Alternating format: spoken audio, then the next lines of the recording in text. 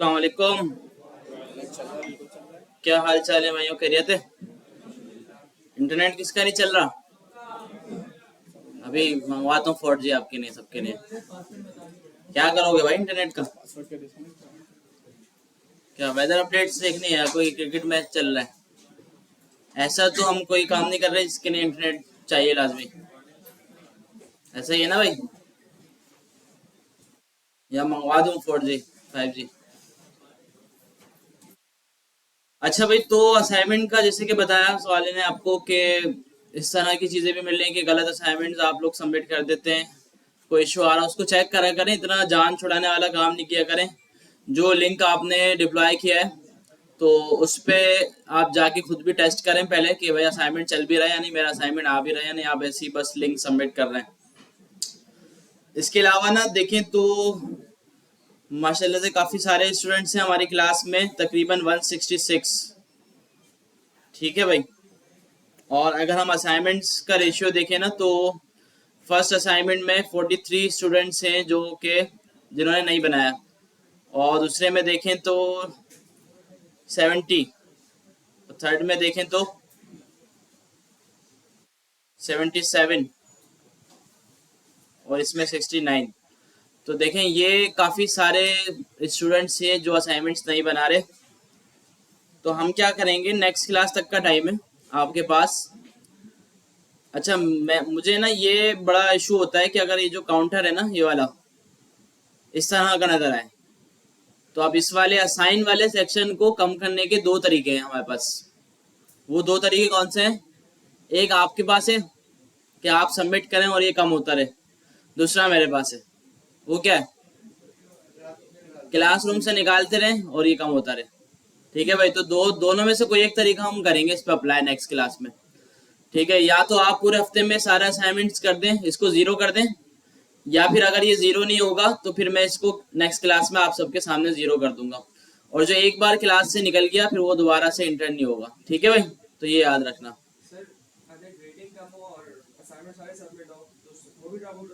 Grading का मसला नहीं है। ग्रेडिंग का मसला, असाइनमेंट सबमिट होना चाहिए बस। असाइनमेंट सबमिट होना चाहिए, दूसरा और खुद बनाना हो। ठीक है भाई, छपाई ना हो। ठीक है, और अगर आप बोले ना कि यार नहीं निकालना दें इस वजह से मैं छपाई करके बना रहा हूँ, तो नहीं बनाइएगा। ठीक है भाई, तो इससे बेहतर है ना बनाए और खुद से निकल जाए क्लास से। क्योंकि देखें ये टाइम ज़ाया करने वाली बात होगी फिर कि यार आप आ रहे हैं क्लास में बैठ रहे हैं टाइम ज़ाया कर रहे हैं। तो इससे बेहतर था, देखिए हम जो है ना इतने मसलों में फंसे हुए होते हैं पहले से ही। किसी का यूनिवर्सिटी की टेंशन चल रही है, किसी को कि यार इतना मुश्किल सब चल रहा है, पेपर्स भी हो रहे हैं, असाइनमेंट भी मिल रहे हैं, फिर यूनिवर्सिटी प्लस जॉब भी चल रही है, तो उसके बाद भी वो एडमिशन ले लेता है। तो भाई ये सारी चीज़ें पहले सोचनी चाहिए थी आपको कि यार मैं कोर्स कर भी सकता हूँ या नहीं। तो ये डिसीजन आपके पहले का होता है कि यार आप कर सकते हैं, आपके पास टाइम है तो आप ले लें एडमिशन। वरना ज़्यादातर के साथ यही मसला आता है यार कि यार टाइम ही नहीं मिल रहा। मेरी यूनिवर्सिटी होती है, फिर जॉब होती है, ठीक है, या मैं दूसरे कामों में बिजी हूँ तो असाइनमेंट बनाने का टाइम नहीं मिल रहा। तो ये वाली जो चीज़ है ना ये आप लोग सोचते हैं कोर्स से पहले। और हमारी आदत ये हो गई, हम बाद में सोचते हैं, पहले एडमिशन ले लेते हैं कि यार चलो फ्री में तो मिल रहा है लेके चेक करो कैसा है। और फिर बाद में ख्याल आता नहीं हमारे पास तो टाइम ही नहीं है असाइनमेंट करने का। तो देखें ये जो है ना आप खुद का भी नुकसान कर रहे हैं टाइम का अगर इस तरह से कर रहे हैं। और जो ऐसा बंदा है जो आपकी जगह पे पढ़ सकता है उसका भी नुकसान कर रहे हैं। ठीक है, और इस इदारे का भी नुकसान हो रहा है। तो इसमें काफ़ी सारे नुकसान है। ठीक है भाई, तो ये चीज़ थोड़ा देखा करें यार, आप अगर कर सकते हैं, आप में मतलब आपको शौक है इस चीज़ का और आप समझते हैं आपके पास टाइम है तो करें। वरना खुद से भाई मौका किसी और को दे दें, अच्छी बात है। ठीक है भाई, बाकी देखिए इतने कोई मुश्किल चीज़ नहीं है। HTML चल रही है अभी तो, इसमें ये असाइनमेंट्स नहीं बनेंगे तो फिर आगे जावास्क्रिप्ट में क्या होगा? ठीक है, HTML अब मैं दूसरी कंट्रीज में क्या दूँ, हमारी कंट्रीज में भी स्कूलों में शुरू हो गई है कुछ कुछ बच्चों को पढ़ाने के 4-5 क्लास के, और अच्छा पढ़ लें। हमारे पास भी काफ़ी सारे बच्चे पढ़ते हैं सिलानी में, टेक्नो किड्स का कोर्स है। ठीक है, उस पर अभी छुट्टियों में भी उनके कोर्सेज चल रहे हैं। तो काफी सारे ऐसे बच्चे हैं छोटे छोटे जिनको HTML CSS बहुत अच्छी आ गई है और पता नहीं क्या क्या उन्होंने बना लिया, ठीक है, और फिर वो जावास्क्रिप्ट भी पढ़ते हैं। तो अगर हम अपने आप को कंपेयर करें कि यार एक छोटा बच्चा जो है वो बड़े अच्छे से कर रहा है HTML CSS और हम जो है असाइनमेंट भी नहीं बना पा रहे, या तो हम वो ओवर स्मार्ट बनते हैं कि यार नहीं हमें तो आता है क्या बच्चों वाला करके करेंगे, तो वो भी हमें पीछे छोड़ देता है, या फिर हम बोलते हैं कि यार समझ में आना, ऐसा नहीं हो सकता कि किसी को समझ में ना आए HTML, ठीक है, तो सबको समझ में आ रहा होगा, ठीक है, और पढ़ भी रहे हैं सारे माशाल्लाह से। तो कोशिश करें भाई असाइनमेंट्स वगैरह पे थोड़ा फोकस रखें क्योंकि आपके पास पूरा हफ्ता होता है, ठीक है, हफ्ते में एक दिन भी आपने निकाल लिया ना, एक दिन भी नहीं 2-3 घंटे, तो आप आराम से बना सकते हैं, ठीक है। तो जब जावास्क्रिप्ट शुरू होगी ना तो असाइनमेंट्स जो है वो थोड़ा ज्यादा हो जाएंगे, ताकि आपका जो पूरा वीक है वो थोड़ा बिजी जाए, आप काम करते रहें। वरना इसमें मसला ये होता है कि यार जब 1-2 दिन आप चीजों को छोड़ते हैं ना तो आप काफी चीजें भूल जाते हैं और पीछे रह जाते हैं। और दूसरा, जब एक क्लास की आप छुट्टी कर लेते हैं तो फिर तो और ज्यादा पीछे रह जाते हैं। मतलब आप जब एक क्लास की छुट्टी करेंगे अगर, तो फिर आपका क्लास में आना होगा 15 दिन बाद। हफ्ते में एक क्लास है ना भाई, तो इस चीज को अगर हम देखें, और अगर 2 छुट्टी कर ली तो आप 1 महीने बाद मिलेंगे, और ऐसा आएंगे कि यार पता नहीं क्या चल रहा था, क्या छोड़ के गया था और मैं अब क्या चल रहा है, बिल्कुल नई नई सी क्लास लगेगी। तो इस वजह से भाई छुट्टी की तो बिल्कुल भी गुंजाइश नहीं है कि यार छुट्टी करें। देखिए वो नहीं है, यूनिवर्सिटी नहीं है, स्कूल नहीं है कि जहाँ पे छुट्टी करो चलो थोड़ा बहुत चल जाता है, कवर कर लेता है बंदा। वहां पे हम मेहनत कर रहे होते हैं डिग्री के लिए, ठीक है भाई, जो सीधी बात है। और यहाँ पे हम मेहनत कर रहे हैं अपने लिए, अपना करियर बनाने के लिए, कमाने के लिए, पैसे के लिए आए सब, ठीक है भाई, ऐसा है सब पैसे के लिए आए। ऐसा तो नहीं है किसी को घर वाले जबरदस्ती भेज दिया यार जाओ एक और सर्टिफिकेट लेके आओ, ऐसा है तो भाई सर्टिफिकेट लेना कोई बड़ी बात नहीं, काफी आपको मिल जाते हैं ऑनलाइन भी, बड़े बड़े प्लेटफॉर्म से आपको मिल जाते हैं। तो अच्छा, मैंने यही से कोर्स किया है, 2017 में किया है, मैंने अभी तक अपना सर्टिफिकेट नहीं उठाया, वैसे रखा हुआ होगा यहाँ पे, कभी नीड नहीं हुई, किसी ने मांगा नहीं कि यार मुझे सर्टिफिकेट दिखाओ अपना, आपने क्या किया हुआ है। मतलब 6 साल हो गए मुझे काम करते करते ना, तो कभी किसी एक ऑर्गेनाइजेशन ने भी नहीं बोला होगा कि यार आप अपना सर्टिफिकेट दिखाएं, ठीक है। तो सिर्फ और सिर्फ हम यहाँ पे आए ना तो कमाने के लिए आए, अपने फायदे के लिए आए, और किसी का कोई भी फायदा नहीं, इसमें जितना भी फायदा है वो सारा आपका है, ठीक है। और अगर आप मेहनत करेंगे, आगे बढ़ेंगे, डॉलर कमाएंगे, तो उसमें थोड़ा सा आपके मुल्क का भी फायदा है आगे जाके, ठीक है, और बाकी जितना भी फायदा है वो सारा आपका है। तो कोशिश करें भाई आप अपने लिए मेहनत करें, आप किसी के लिए भी नहीं कर रहे, अपने लिए कर रहे हैं, अपने लिए आए सब यहाँ पे, और यही सोच के करें, ठीक है। और ये चिटिंग छपाई जो है ना इसी वजह से सूट नहीं करती कि यार अगर आप खुद सोचेंगे अगर ये चीजें करेंगे तो हम यहाँ पे डिग्री लेने कोई आए, वो सब तो वहां समझ में आते हैं ना, किसी तरह डिग्री निकल जाए, डिग्री आपके पास आ जाए, तो वहां समझ में भी आता है कि यार चलो यार मिल गया कहीं से आसरा तो कर लो। लेकिन यहाँ पे ये चीज क्यों समझ में नहीं आती कि यहाँ डिग्री के लिए नहीं आया, यहाँ ऐसा है कि जब आपकी जॉब लगेगी, आपको काम मिलेगा, जब आपको काम आता होगा तो ही आप कमा सकेंगे, वरना सर्टिफिकेट की या डिग्री के बेस पे कोई भी आपको पैसे नहीं देगा। यहाँ पे बिल्कुल भी ऐसा नहीं है आपने सर्टिफिकेट दिखाया देखो भाई मेरे पास सर्टिफिकेट और आपको पैसे मिल जाए, ऐसा कुछ भी नहीं है। यहाँ आप काम करेंगे तो पैसे मिलेंगे, ठीक है, और ऐसा नहीं है कि ठीक ठाक मेहनत करेंगे तो भाई यहाँ पे इतनी ज़्यादा मेहनत नहीं है, हमें बस हमारी जॉब या हमारा जो काम है माशाल्लाह दूसरे कामों से बहुत अच्छा है, ठीक है। और इसमें जिसका इंटरेस्ट होता भी नहीं है तो आगे जाके आहिस्ता आहिस्ता खुद डेवलप हो जाता है, चीज़ों को वो देखता है।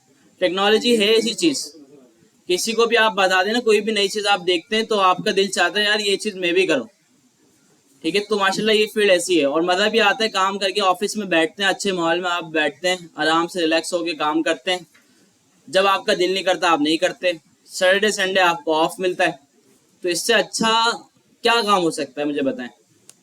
जो आप लोग पूछते हैं यार, ये काफ़ी लोग अभी तक क्लियर नहीं होगा कि यार ये मैं कर क्यों रहा हूँ, इसका आगे का स्कोप क्या है, और वो इस सोच से बैठे हुए होते हैं कि यार बस कोर्स हो रहा है, कोर्स कर लेंगे जॉब लग जाएगी, ये माइंडसेट होता है लोगों का, ठीक है। तो ये जो है ना सही सिर्फ कोर्स नहीं है, ये बहुत बड़ी चीज़ आप करने जा रहे हैं, ठीक है। आपने स्टार्ट ले लिया है, आगे जाके इतना कुछ आपने पढ़ना है, तो आप जब ये सब पढ़ लेंगे ना, आप सिर्फ जॉब नहीं करेंगे, आप पता नहीं, आप सोच नहीं सकते कितना आगे आप जा सकते हैं भाई। अल्हम्दुलिल्लाह मैं भी हूँ आज आपके सामने भाई। तो मैंने भी स्टार्ट लिया था यहीं से। तो मैं भी वाकई शुरू में ऐसा समझ रहा था कि यार जॉब मिल जाएगी, कोई कोर्स वगैरह करके सर्टिफिकेट दिखाएंगे जॉब मिल जाएगी, लेकिन ये उस सोच से बहुत ज्यादा आगे। ठीक है भाई, तो मेहनत करें। अब से जो भी असाइनमेंट मिले कोशिश करके, इसमें 0 लिखा हुआ आ रहा हो, सब उसको बनाएं, सबमिट करें, चाहे जितना भी आपसे बन जाए, जितना भी आपको टाइम मिले आप, लेकिन काम करें। ठीक है, कंप्लीट अगर ना हो तो खैर है, आप लेकिन सबमिट करें, काम करें। ठीक है, तो देखिए असाइनमेंट बनाने का मकसद ये नहीं है कि हमें पूरा कंप्लीट चाहिए और एक एक चीज वेरीफाई करके हम आपको मार्क्स देंगे फिर आपको डिग्री देंगे, ये मकसद नहीं है। जहां आपको लगे यार मैंने इतना बना लिया है, मुझे ये जो टॉपिक है ये समझ में आ गया है, फॉर्म मुझे समझ में आ गया कि फॉर्म किस लिए यूज हो रहा है और किस तरह बन रहा है, वहां तक आपको बनाना है बस असाइनमेंट। इससे ज्यादा भले आप बोलते हैं यार नहीं मुझे बड़ी मेहनत वाला काम लग रहा है। देखिए ऐसे भी होता है, कुछ लोग होते हैं नवाब नवाब साहब, वो बोलते हैं यार ये एक एक लाइन का कोड लिखना मेरे से नहीं होगा, ये तो ख्वारी वाला काम है बहुत। तो ऐसे भी होते हैं, आप में भी काफी सारे होंगे, इस वजह से भी हम नहीं बनाते। तो देखें जब आप सीखते हैं ना, तो जब जब तक ये करना पड़ेगा, लेकिन जब आप सीख जाएंगे, जब आपके पास अच्छी स्किल्स आएंगी, तो फिर आप नवाब साहब भी बन सकते हैं। इसमें ये नहीं है कि शुरू से ही एक एक लाइन लिखनी पड़ेगी, इसमें शॉर्टकट्स भी हैं भाई, हर काम में होते हैं शॉर्टकट्स। आपको बने बनाए टेम्पलेट्स मिलते हैं, आगे आगे रिएक्ट आप पढ़ेंगे, उसमें आपका इतनी जल्दी काम होगा, चीजें बनी बनाई आपको मिलेंगी। तो शॉर्टकट्स जो है ना हर काम में, लेकिन वो जब ही हैं जब आपको पूरा काम आता हो। अगर आपको पूरा काम नहीं आता होगा तो शॉर्टकट्स जो है ना वो आप इस्तेमाल नहीं कर सकेंगे। ठीक है, तो जिन लोगों को लगता है कि ख्वारी कोई ख्वारी नहीं है भाई, बहुत मजे वाला काम है। ठीक है, और शॉर्टकट्स मौजूद हैं इसमें। ठीक है, अगर आप खुद से भी आगे जाके बोले यार नहीं मैं और ज्यादा नवाब बनना चाहता हूँ, तो फिर भी आपको काम आना चाहिए ताकि आप दूसरों से काम करवा सकें। ठीक है, खुद को आता होगा तो दूसरे से आप करवा सकेंगे, वरना आजकल इतने लोग हैं मार्केट के अंदर जिनको काम पकड़ना आता है, काम पकड़ लेते हैं, डेवलपर से करवाते हैं, वो उनको धोखा देके भाग जाता है। क्यों भाई, उनको पता नहीं था, उनको चूना लगा देता है कि यार ऐसे नहीं ऐसे था, वो बोलता है अच्छा भाई ऐसे ही होगा। और आपको अगर काम आता होगा तो आप किसी से भी काम निकलवा सकेंगे, करवा सकेंगे उससे, हाँ भाई ये काम करके दो, मुझे आता है, मुझे समझ है इस चीज की, ये काम 4 दिन का है तो मैं आपको बोलूंगा 4 दिन में ही होगा। वरना जिससे आप काम करवाएंगे वो बोलेगा 1 महीने का, आप बोलेंगे होगा भाई, वो 1 महीने में करके देगा आप। तो इस वजह से नवाब बनने के लिए भी ना आपको सीखना पड़ेगा लाजमी, सीखे बगैर कुछ भी नहीं हो सकता। ठीक है भाई, तो लास्ट हमने किस चैप्टर पे छोड़ा था? फॉर्म्स कंप्लीट हो गया था, ठीक हो गया। तो आज हम जो है ना HTML खत्म करेंगे ऐसा ही। जी बोले।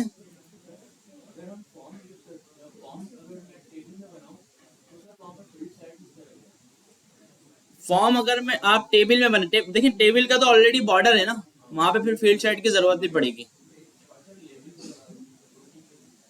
ग्रुपिंग के लिए हाँ लेबल लगाएं, लेबल लगा सकते हैं।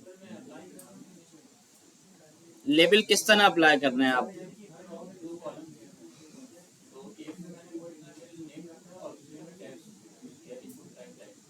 हाँ, तो लेबल आप क्या करें, अपने टेक्स्ट को लेबल में रखें और जो आपका इनपुट है उसको आईडी दें। आईडी देके लेबल को 4 का एट्रीब्यूट होता है एक, 4 के अंदर आप वो आईडी दे दें तो उसको टारगेट कर लेगा। ये जरूरी नहीं है कि इनपुट जो है वो टेक्स्ट जो है आपका लेबल के अंदर होना चाहिए, बताया था ना भाई, लेबल भले बाहर हो इनपुट से, बस आप इनपुट को आईडी दें, लेबल को 4 दें तो वो उसके लिए अप्लाई हो जाएगा लेबल। अच्छा भाई, इस तरह अभी सिर्फ डिजाइन आपने बनाया है और सिर्फ टेबल को यूज करके नहीं बनाएंगे आगे हम, बल्कि और ज्यादा आसान आसान तरीके फॉर्म को अच्छा बनाने के। बस ये वही चीज है कि जितना आगे पढ़ते जाएंगे चीजें हमारे लिए उतनी ज्यादा आसान होती जाएंगी। बाकी टेबल बड़ी इंपॉर्टेंट चीज थी, मैंने आपको बताया था, ईमेल टेम्पलेट्स वगैरह काफी सारी चीजें उससे बनती थी। ठीक है भाई, तो तकरीबन समझे HTML हमने पढ़ लिया, ये एक्स्ट्रा मार्कअप है जो हमारे लिए और आसानियां करते हैं, चीजों को आसान बनाते हैं, तो ये हम देखेंगे। ठीक है भाई, तो इसमें क्या क्या आपको बताएंगे ये कि भाई HTML के डिफरेंट वर्जन जो है आप कैसे स्पेसिफाई करते हैं। जिस तरह अभी हम डॉक टाइप HTML लिखते हैं तो उसका मतलब ये होता है कि हम HTML के सबसे लेटेस्ट वर्जन पे काम कर रहे हैं, ऐसा ही है भाई। और क्योंकि वो आखिरी है भाई, HTML5 ही सबसे अपडेटेड वर्जन है, तो इस वजह से सिर्फ वही हम लगाते हैं, इसके बाद अभी तक कोई भी वर्जन नहीं है HTML का। ठीक है भाई, क्यों नहीं आया? क्योंकि सारी रिक्वायरमेंट जो है उस वर्जन में पूरी हो गई है, उसमें कोई ऐसी चीज नहीं है, कोई ऐसा मसला नहीं है जो लगे कि यार नहीं ये अपडेट होना चाहिए। ठीक है, तो सारा काम हम इसमें रहते हुए कर लेते हैं, पूरी वेबसाइट हम इसमें रहते हुए बना लेते हैं। अच्छा, इसके बाद ग्रुपिंग एलिमेंट्स के बारे में पढ़ेंगे, बड़ी अच्छी चीज है ये भी हम देखते हैं इसके बारे में। कमेंट्स कैसे करते हैं ऑलरेडी आपको पता है, कोड को सेलेक्ट करके कंट्रोल क्वेश्चन मार्क या कंट्रोल स्लैश आप दबाएं तो वो कमेंट हो जाएगा। ठीक है, उसको अनकमेंट कर दें।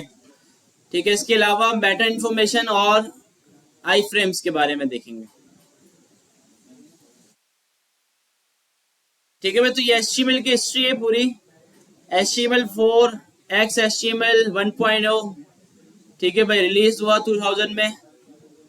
उसके बाद फिर HTML5 आ गया उसी ईयर में। ठीक है, उसके बाद फिर अभी तक यही चल रहा है। तो अब यहाँ पे इन्होंने बताया हुआ है कि यार डिफरेंट HTML वर्जन्स में हम इस तरह उसको डिफाइन करते थे। पहले XML डिक्लेरेशन होती थी तो उसमें ये वाला कोड लिखा जाता था। ठीक है, उसके बाद HTML 1.0 में यह आ गया, फिर उसके बाद यह आ गया। तो अब जो है ना बिल्कुल लेटेस्ट वो ये वाला है, और सबसे शॉर्ट भी है तरीका कि भाई आपने डॉक टाइप HTML लिखा और ये इसके जो कोड है वो लिखा थोड़ा, और आपने डिफाइन कर दिया कि हम HTML के लेटेस्ट वर्जन पे काम कर रहे हैं। वरना ये आजकल तो हम VS कोड पे करते हैं तो पूरा स्ट्रक्चर हमें खुद बना के दे देता है, हमें लिखने की भी जरूरत नहीं पड़ती कुछ। कमेंट्स इन HTML, देखें कमेंट्स करना तो आसान है, लेकिन आपको इसका जो फॉर्मेट है ना वो याद रखना है कि फॉर्मेट क्या होता है। टेस्ट वगैरह में आ जाए या कोई इंटरव्यू में कभी आपसे कोई पूछ ले कि HTML में कमेंट किस तरह होता है, आप अगर बोले कंट्रोल क्वेश्चन मार्क तो ये सही जवाब नहीं होगा। आप उसको बताएंगे कि भाई कमेंट जब स्टार्ट करते हैं हम वहां पे less than exclamation mark dash dash लगाते हैं और आखिर में डैश डैश ग्रेटर देन का साइन लगाते हैं, तो वो कमेंट हो जाता है। ठीक है, तो इसकी पहचान ये होती है, क्योंकि कमेंट जो है ना हर प्रोग्रामिंग लैंग्वेज में या हर लैंग्वेज में अलग तरीके से होता है। ठीक है, जावास्क्रिप्ट में अलग होगा, CSS में अलग होगा, ठीक है, किसी दूसरी प्रोग्रामिंग लैंग्वेज में अलग होगा, तो इसके जो फॉर्मेट है वो अलग अलग होते हैं। और टॉपिक जो है ना वो एक ही है, कमेंट करना। ठीक है, कमेंट अनकमेंट हम कोड को करते हैं। ये क्या करता है, आपकी फाइल में आपको कोड को कमेंट कर देता है और उसको हाइड कर देता है, ब्राउजर पे वो दिखाता नहीं है उसकी जो चेंजेस जो भी होती हैं। ठीक है, या इसमें आप अपनी कमेंटिंग लिख देते हैं ताकि दूसरे डेवलपर्स को आसानी हो उसको समझने में, कि जिस तरह यहाँ पे लिखा हुआ है स्टार्ट ऑफ मेन टेक्स्ट, तो इसका मतलब ये यहाँ से मेन टेक्स्ट का टेक्स्ट जो है वो स्टार्ट हो रहा है। ठीक है, इसी तरह से आप अगर कोई हेडर बना रहे हैं, फूटर बना रहे हैं, तो वहां पे लिख देंगे कि भाई this is header, this is footer, comment करके ना, ताकि दूसरा जब देखे उसको पता चल जाए यहाँ पे क्या काम हो रहा है। या कोई भी ऐसी चीज कोड के अंदर जो आपको दूसरे को आइडेंटिफाई करवानी है कि यार यहाँ पे मैंने ये चीज दी है, यहाँ पे मैंने ये काम किया है, तो वहां पे आप अपना कमेंट लिख के इसको इस तरह से कमेंट कर देते हैं। ठीक है भाई, तो एक फाइल भी बना लेते हैं हाथ के हाथ, थोड़ा हम ना करके भी देखते रहेंगे।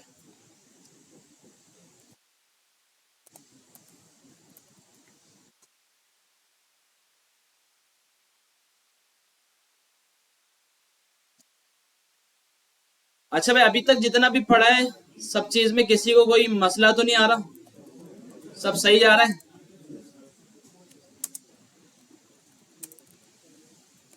ठीक है, मिसाल के तौर पे मेरी देखिए एक हेडिंग है और मैं चाहता हूँ इसको कमेंट कर दूं, तो इसकी शॉर्टकट की क्या है भाई, इसको सेलेक्ट किया या इसी लाइन पे मैं अभी खड़ा हूँ और कंट्रोल क्वेश्चन मार्क दबा के इसको कमेंट कर दिया। अगर इसको अनकमेंट करना है दोबारा से इसी लाइन पे आके कंट्रोल क्वेश्चन मार्क। अच्छा, अगर मल्टी लाइन है तो आप क्या करेंगे, पहले दोनों लाइनों को सेलेक्ट करेंगे और उसके बाद फिर कमेंट करेंगे। ठीक है भाई। अच्छा, अगर बगैर शॉर्टकट की करना हो तो क्या लिखूं? ठीक है भाई, और ये हटा के जहां पे आपको कमेंट ऐड करना है वहां पे आके आपने ये डाल दिया। ठीक है, तो ये आपने याद रखना, ये HTML का फॉर्मेट है, ये आपके टेस्ट में आ सकता है।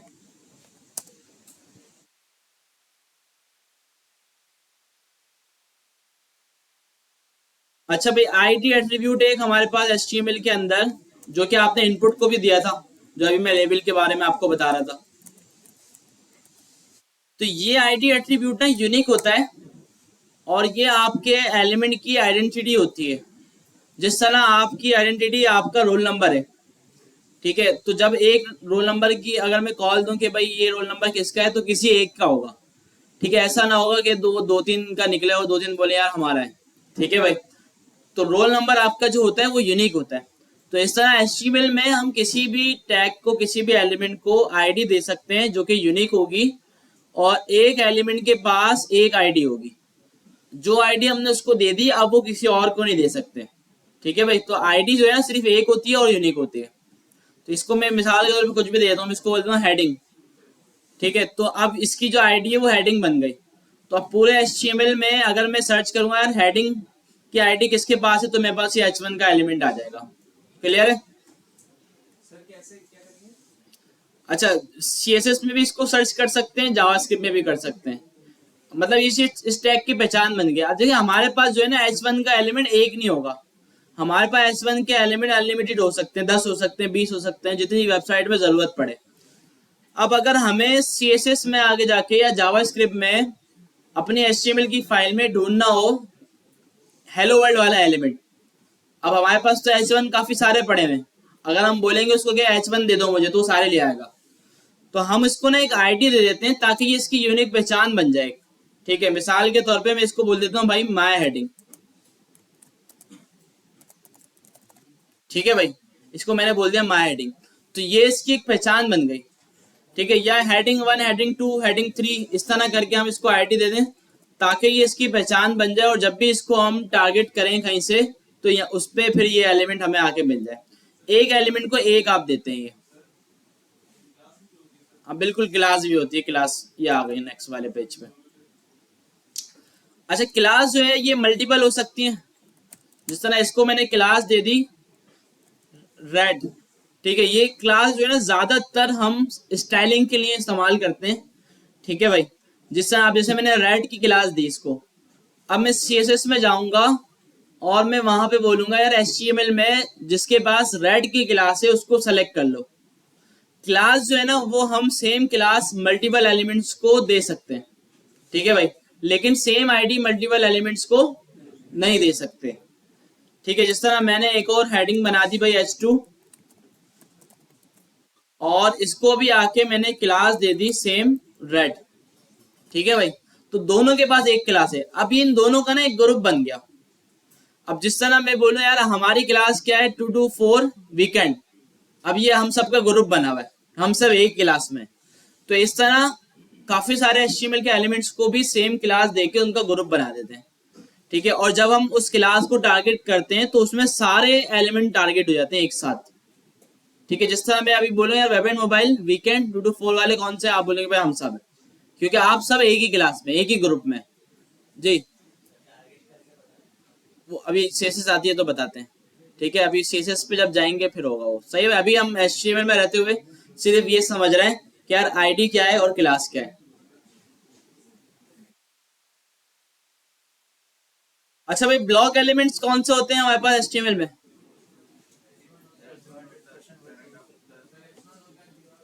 ठीक है भाई, मतलब ऐसा एलिमेंट जो न्यू लाइन से स्टार्ट हो और पूरी लाइन को कवर करे, चाहे उसमें टेक्स्ट जितना भी लिखा हो, वो ब्लॉक लेवल एलिमेंट कहलाता है। ब्लॉक लेवल एलिमेंट के बाद जब आप नया एलिमेंट कोई लिखते हैं ना, तो वो नेक्स्ट लाइन से शुरू होता है हमेशा। और इनलाइन एलिमेंट्स कौन से होते हैं? ऐसे एलिमेंट जो जहां तक उनका टेक्स्ट होता है ना वहीं तक वो होते हैं, और अगर उनके बाद कोई नया एलिमेंट लिखा जाता है वो उनके बराबर से शुरू होता है। मिसाल के तौर पे कौन कौन सा? एंकर का टैग है, अगर दो एंकर के टैग बनाए तो दोनों बराबर में आएंगे, ठीक है। ऐसा ना होगा कि एक ऊपर है एक नीचे है। अगर दो S1 बनाए तो वो एक ऊपर एक नीचे है, क्योंकि वो ब्लॉक लेवल है। अगर दो एंकर के टैग एक साथ लगाए तो वो एक लेफ्ट पे आएगा और एक राइट पे आएगा। इसी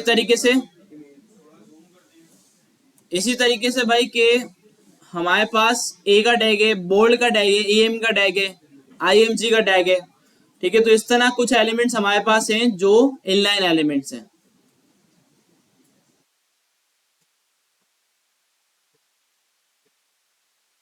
हाँ पेज चेंज हो गया तो फिर हो सकती है आईडी सेम, मतलब एक HTML के पेज पे एक आईडी देंगे आप किसी एलिमेंट को, वो आईडी दूसरे को यूज नहीं होगी, दूसरे पेज पे आप सेम दे सकते हैं, वो कोई मसला नहीं, क्योंकि वो तो पूरा पेज ही चेंज हो गया ना।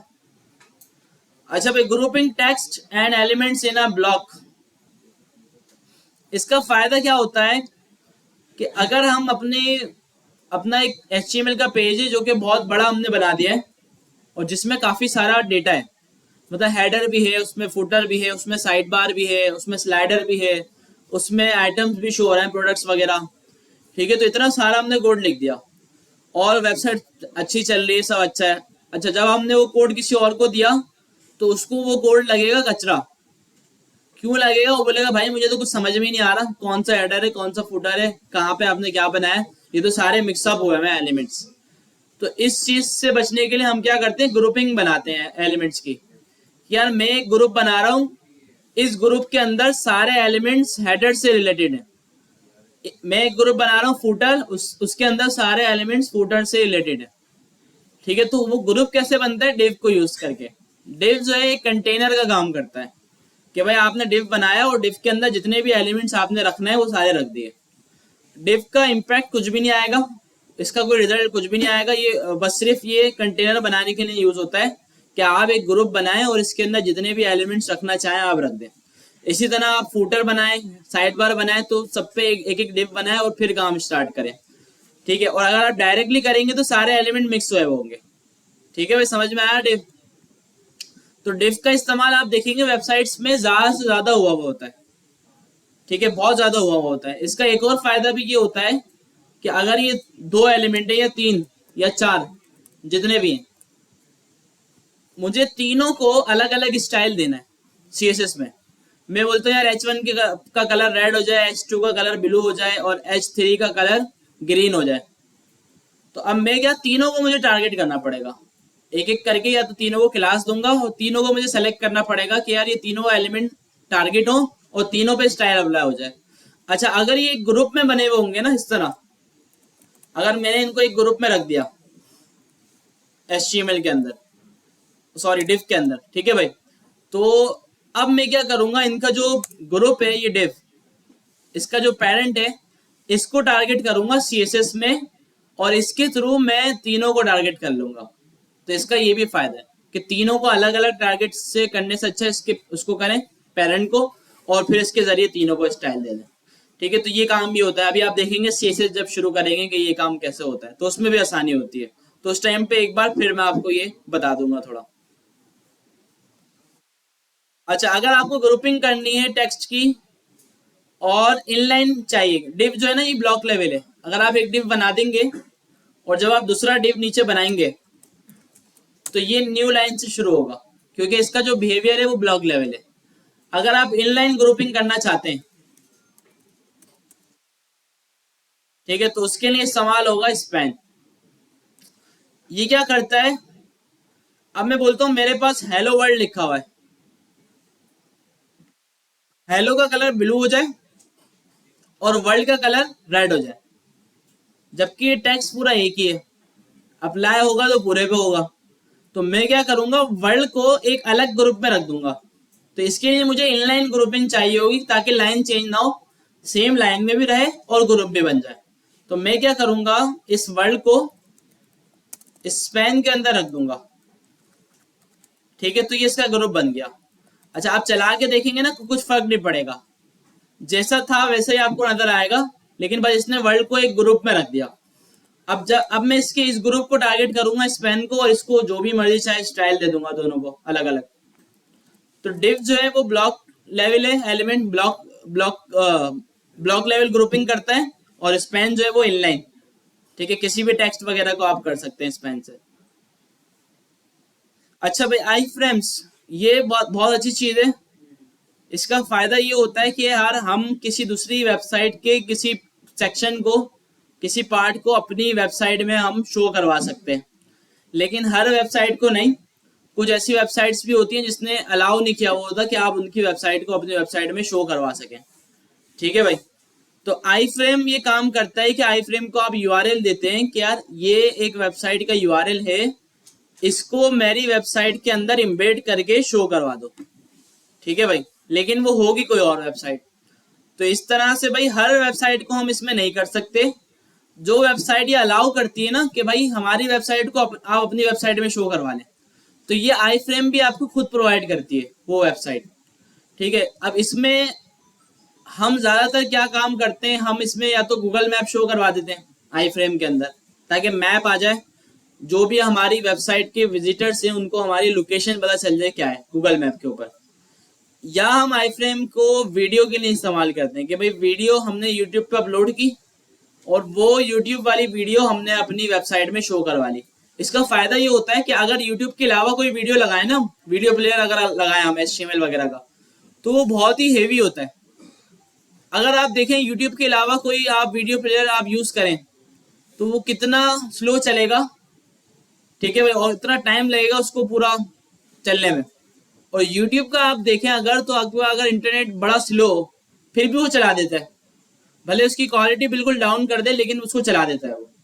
तो यूट्यूब जो है ना वो best of the best video player है। तो हम क्या करते हैं, अपना अलग बनाने के बजाय यूट्यूब पे अपलोड करते हैं वीडियो को और फिर वो वीडियो अपनी वेबसाइट में शो करवा देते हैं। कोई पूछ रहा है कुछ? चलो खैर, ठीक है। अब तो देखते हैं यार ये कैसे यूज होगा। पहले गूगल मैप ट्राई करते हैं।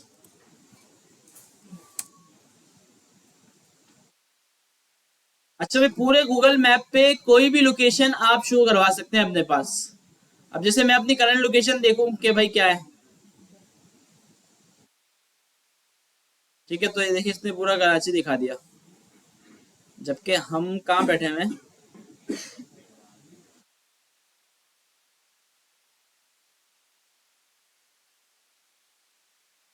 हम बैठे हुए हैं यहाँ। ठीक है भाई, तो ये आ गया भाई सैलानी वेलफेयर हेड ऑफिस। अब ये लोकेशन मैंने सेलेक्ट की, तो यहाँ पे आप देखेंगे इसकी पूरी डिटेल लिखी हुई आ रही है और यहाँ पे एक शेयर का ऑप्शन है। अगर आपने किसी को शेयर करना है, आप करते भी होंगे भाई, ये लिंक आया था आप शेयर कर देते हैं कि भाई इस लोकेशन पे आ जाओ। तो यहीं पर ही आप देखेंगे एक ऑप्शन है इम्बेड अ मैप। इस पर आप आएंगे तो ये आपको HTML का कोड दे रहा है आई फ्रेम का। इसको आप कॉपी करेंगे और HTML में आके इसको जहां पे आपने दिखाना है वहां पे इसको पेस्ट कर देंगे। तो ये कुछ इस तरीके से आपको मैप शो कर देगा। ठीक है भाई, तो देखिए इसने पूरा इंफॉर्मेशन भी शो कर दी कि भाई इतने रिव्यूज हैं, ये इसका एड्रेस है, अगर आपको डायरेक्शन चाहिए, ठीक है, और इसकी मैप पे लोकेशन भी पूरी शो कर दी इसने। ठीक है भाई, तो गूगल मैप के लिए ज्यादातर हम ये इस्तेमाल करते हैं कि यार हमारी वेबसाइट, आपने देखा होगा कॉन्टेक्ट अस के पेज में मैप शो हो रहा होता है वेबसाइट्स के ऊपर, तो वो इस तरह हो रहा होता है। अच्छा, ये इस तरह ही क्यों हो रहा होता है, क्योंकि यार यही एक हमारे पास अच्छा ऑप्शन है मैप शो करवाने के लिए। और जो आप देखते हैं कि फूड पांडा में आपको मैप नजर आ रहा होता है, करीम में आ रहा होता है, वो अलग होता है, वो फिर इन लोगों ने गूगल से परचेज किया हुआ होता है। ठीक है, वो मैप परचेज होता है। ये वाला क्योंकि ओपन सोर्स है पे, कोई भी जाए गूगल मैप पे देख ले मैप, तो हम क्या कर रहे हैं, सिर्फ उसी का ही पार्ट अपनी वेबसाइट में शो कर रहे हैं गूगल मैप का। तो इस वजह से ये कोई फ्री है बिल्कुल, और आप इसको अपनी वेबसाइट में जहां भी लगाना चाहें लगा सकते हैं।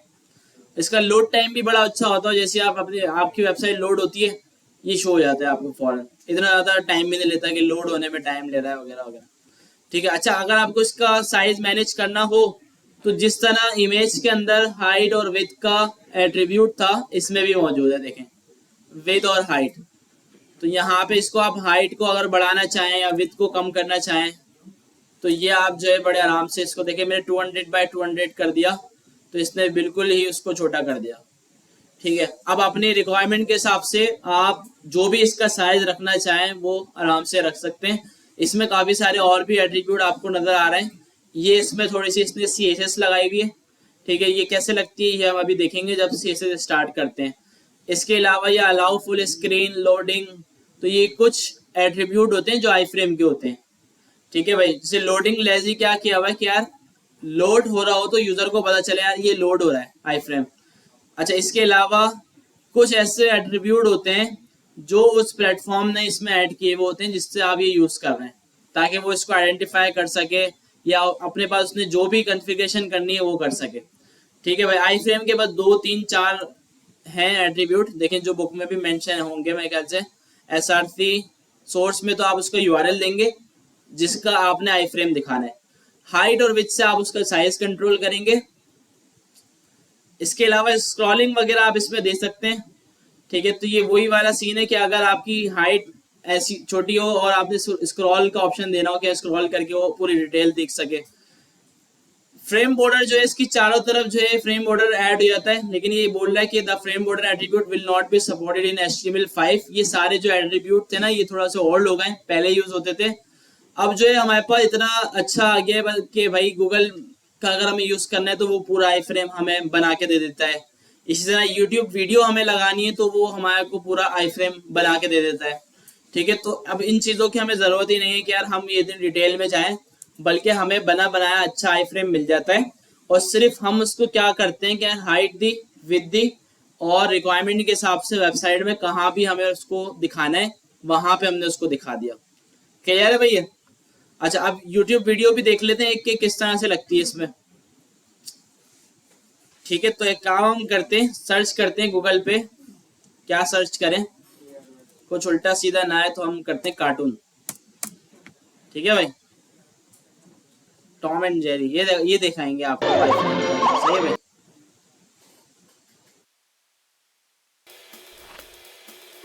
ऐड आ गया।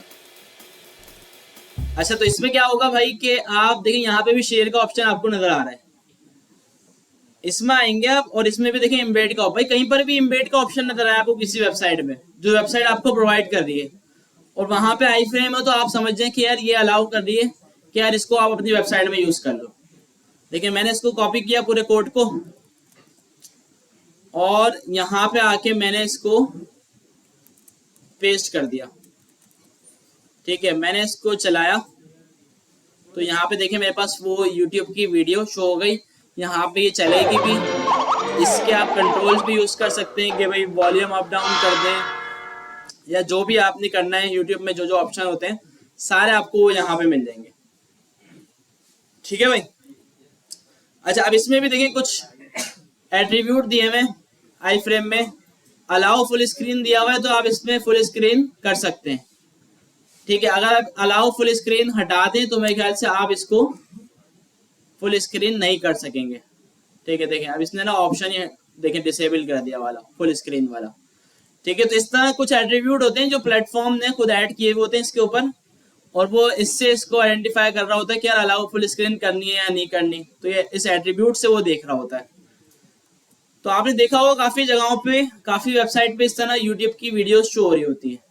तो यही एक अच्छा ऑप्शन रहता है कि आप अपनी वेबसाइट में अपने विजिटर को, यूजर को ये दिखा सकें, वीडियो चला के दिखा सकें। ठीक है, तो क्योंकि इसका लोड टाइम बहुत जल्दी होता है कि जल्दी से लोड होती है और फौरन से चल जाती है। तो इस तरह से भाई काफी और भी होंगे प्लेटफॉर्म वीडियो के, ऑडियो के या दूसरी वेबसाइट के, जो आपको आई फ्रेम दे रहे हो और आप उस आई फ्रेम को अपनी वेबसाइट में शो करवा दें। सेंटर में करनी हो तो फिर तो HTML और CSS से हम देखेंगे, आई फ्रेम का इसमें कुछ भी नहीं है। तो HTML का मैंने बताया था HTML4 में होता है सेंटर का एलिमेंट, फिलहाल उससे काम चला सकते हैं हम, काम चलाने के लिए। वरना इसका प्रॉपर तरीका CSS से होगा। CSS अप्लाई करके इसको सेंटर में करेंगे, राइट पे ले जाएंगे, ऊपर ले जाएंगे, जहां हमें लेके जाना हो उसको ले जाएंगे। जैसे इमेज कर सकते थे, उस तरह नहीं कर सकते वीडियो को भी, इमेज भी हम राइट साइड कर सकते हैं। इमेज का तो अलाइन का था ना कुछ, वो HTML वो ओल्ड हो गया थोड़ा। देखिए CSS जब हम पढ़ लेंगे ना तो हम किसी भी एलिमेंट को कहीं पर भी लेके जा सकते हैं। किसी भी एलिमेंट को कोई भी स्टाइल देके उसको कलर दे सकते हैं, उसको स्पेस दे सकते हैं, मार्जिन दे सकते हैं, जो भी देना हो दे सकते हैं। बस CSS की देर है, बस CSS पढ़ेंगे तो ये सारी चीजें अप्लाई कर सकेंगे हम। देखिए HTML से ना सिर्फ स्ट्रक्चर है कि बस हमने ये शो करवा दिया कि यार ये रहा एलिमेंट आपका। तो इसकी जो स्टाइलिंग का जितना भी काम है ना वो सारा CSS से करना है। अच्छा, इंफॉर्मेशन अबाउट योर पेजेस, अभी इसको हम यूज तो नहीं कर सकते कहीं पर, सिर्फ इसके बारे में जान सकते हैं कि यार ये क्या होता है। यूज क्यों नहीं कर सकते ये? क्योंकि सारा काम है वेबसाइट कंप्लीट होने के बाद का और वेबसाइट लाइव करने के बाद का। जब आपकी वेबसाइट लाइव हो जाती है, गूगल पे जाके कोई उसको सर्च करता है और उसको आपकी वेबसाइट जो है वो नजर आती है, ये जब का काम है। ठीक है, लेकिन इसको हम समझ लेते हैं कि यार ये क्या होता है, किस तरह से वर्क करता है। इसमें आपने देखा होगा जब आप HTML में स्ट्रक्चर क्रिएट करते हैं तो ये कुछ एट्रीब्यूट, कुछ एलिमेंट्स आपके पास आते हैं मेटा के नाम से। ठीक है भाई, जो डिफॉल्ट ऐड होके आ जाते हैं। तो इसमें ना 4 से 5 चीजें हैं जो हम ऐड करते हैं मेटा के अंदर। पहली चीज इसमें डिस्क्रिप्शन। डिस्क्रिप्शन जो है ना वो आपके पेज के बारे में पूरी डिस्क्रिप्शन होती है कि यार इस पेज में आपको क्या क्या मिलेगा। और ये डिस्क्रिप्शन शो कहाँ होती है, जब आप गूगल करते हैं किसी की वेबसाइट को, तो गूगल के पेज पे आप देखेंगे तो ये ऊपर जो शो होता है ये टाइटल होता है, जो टाइटल अभी हम दे रहे हैं। और ये जो नीचे जो शो हो रही है ना, ये मैंने जो सेलेक्ट की है, ये सारी क्या होती है, डिस्क्रिप्शन। आपके पेज की डिस्क्रिप्शन देखिए, इसमें क्या लिखा हुआ है, क्रिएट एन अकाउंट और log in to Facebook, connect with friends. मतलब इसने बताया हुआ कि यार ये जो आप इस पेज में आप जाएंगे तो इसमें आपको ये चीजें मिलेंगी, ये चीजें आप यूज कर सकेंगे। या आपके पेज की पूरी डिस्क्रिप्शन लिखी हुई होती है। तो ये अभी हम नहीं कर सकते क्योंकि अभी हम लाइव नहीं कर सकते अपनी वेबसाइट को, अभी हमने कुछ सीखा नहीं है ऐसा। तो लेकिन अभी हम सिर्फ जान सकते हैं कि यार ये एलिमेंट जो है ये इस काम के लिए इस्तेमाल होता है। अच्छा, कीवर्ड्स होते हैं इसमें। कीवर्ड्स में क्या होता है कि आप काफी सारे कीवर्ड्स दे देते हैं कॉमा लगा के, कि भाई अगर कोई शॉपिंग लिखे तो मेरी वेबसाइट आ जाए, कोई अगर शर्ट टी शर्ट लिखे तो भाई मेरी वेबसाइट आ जाए। ठीक है, तो इस तरह के काफी सारे कीवर्ड्स लगा देते हैं। अच्छा, अब ये जो सारा काम है ना, वैसे ये होता है एसईओ वाले का। सर्च इंजन ऑप्टिमाइजेशन एक अलग से पूरी फील्ड है। आता होगा आप में से किसी को आता है भाई, किया है किसी ने कभी इस पे काम? देखें, 1-2 लोगों ने किया है। तो ये सारा काम ना ये वो एक्सपर्ट ही कर सकते हैं हमसे ज्यादा अच्छा, क्योंकि हमारा काम जो है डेवलपमेंट करना है। हम वेबसाइट अच्छी से अच्छी बना के दे देंगे। अब एसईओ जिसका काम है वो क्या करेगा भाई, वो कीवर्ड्स निकालेगा अपनी रिसर्च से। ठीक है, और उसके पास टूल्स होंगे काफी सारे, तो जहां से वो कीवर्ड्स वगैरह निकाल के या तो आपको देगा कि यार आप ये कीवर्ड लगा लो वेबसाइट के अंदर, या वो उसके बाद इतनी एक्सपर्टीज भी होंगी कि वो आपकी वेबसाइट के कोड में एडिट करके लगा सकेगा कीवर्ड्स वगैरह। ठीक है, तो ये इसलिए इस्तेमाल होता है। तो डिस्क्रिप्शन से भी काफी फर्क पड़ता है, डिस्क्रिप्शन से भी एसईओ होती है, कीवर्ड से भी होती है। अच्छा, इसके अलावा रोबोट्स करके एक नेम है। अच्छा, ये जो मेटा है ना, मेटा के सारे नेम चल रहे हैं। मेटा किस तरह इस्तेमाल होता है, देखिए ये यहाँ पे ऊपर आ रहा है, ये रहा है। एक इसका नेम होता है, एक इसका कंटेंट होता है। ठीक है, तो अभी जो चल रहा है ना कीवर्ड्स, डिस्क्रिप्शन, ये नेम आ रहे हैं इसके, एलिमेंट ये सेम ही है मेटा। अच्छा जी, तो ये कहाँ गए हम? अच्छा, यहाँ दे दो, तो जगह बुक खुली हुई, चलो। अच्छा, रोबोट्स क्या करता है कि यार इसको आप बताते हैं कि यार ये मेरी वेबसाइट का एक पेज है, ये गूगल के सर्च इंजन पे शो होना चाहिए या नहीं। ठीक है भाई, हो सकता है कुछ ऐसे पेज हो आप उनको बिल्कुल टॉप पे दिखाना नहीं चाह रहे हो। मतलब देखिए, जब मैंने गूगल पे फेसबुक लिखा ना, तो फेसबुक के काफी सारे पेजेस यहाँ पे शो हो रहे हैं भाई। फेसबुक लॉग इन और sign up, log in, Facebook profile picture, join Facebook, तो ये सारे पेजेस यहाँ पे शो हो रहे हैं। तो ये ऐसा नेम है, ऐसा टैग है मेटा का कि आप अगर ये देके इसको नो फॉलो दे देंगे वैल्यू में, तो ये क्या करेगा, आपके पेज को गूगल पर ऐड नहीं करेगा। ठीक है, लेकिन आपकी वेबसाइट में जाके कोई भी यूजर इस पे जा सकता है, लेकिन गूगल से डायरेक्टली नहीं जा सकेगा। अच्छा, अभी से ना कुछ और थोड़े और हमारे पास आ गए। ऑथर है, ऑथर में आप इस पेज के ऑथर के बारे में बता देते हैं कि यार ये इस बंदे ने लिखा है, ये इसका ऑथर है। प्रैग्मा क्या करता है कि यार इसको हम बताते हैं कि यार ये जो पेज है हमारा, ब्राउजर अपनी कैशे में सेव करे या ना करे। अब आप देखते हैं काफी सारे गूगल जो पेज है ना वो कैशे में सेव कर लेता है अपने पास, कि जब आप उसको सेकंड टाइम जाते हैं ना उस पेज के ऊपर, तो वो बहुत जल्दी से खुलता है। तो जल्दी से क्यों खुलता है, क्योंकि वो कैशे में सेव कर चुका है। ठीक है, अगर कैशे में सेव नहीं करेगा तो दूसरी बार भी उतना ही टाइम लेगा ओपन होने में जितना पहली बार में लिया था। अच्छा, इसके अलावा एक्सपायर्स क्या करता है, क्या अगर आपने एक पेज के ऊपर कोई न्यूज दी है और वो न्यूज अब ओल्ड हो चुकी है, एक्सपायर हो गई है, तो आप एक्सपायर्ड देके उसको बता सकते हैं कि यार ये इस डेट को मेरा पेज जो है ना एक्सपायर हो जाएगा। ठीक है भाई, तो इस वजह से ये एक्सपायर यूज करते हैं। बाकी देखिए सबका तरीका इसने बताया हुआ है कि भाई कौन सा मेटा किस लिए यूज हो रहा है। तो अभी हम इसको बिल्कुल भी देख नहीं सकते चला के यूज करके, इसका रिजल्ट नहीं आ सकता अभी हमारे सामने कि जो हम इसकी प्रैक्टिकल एग्जाम्पल देख सकते हैं। अच्छा भाई, इसके अलावा एस्केप कैरेक्टर्स क्या होते हैं कि हमें HTML में अगर कोई स्पेशल कैरेक्टर यूज करना है, क्योंकि हम अगर लेस देन ग्रेटर देन का साइन लगाते हैं ना, तो ये HTML का कोडिंग स्टाइल भी है कि अगर कोई एलिमेंट हम बनाते हैं तो लेस देन ग्रेटर देन का साइन वगैरह लगता है। तो अगर हम यही शो करवाना चाह रहे हैं यूजर को कि भाई लेस देन नजर आए और ग्रेटर देन नजर आए, तो हम क्या करेंगे?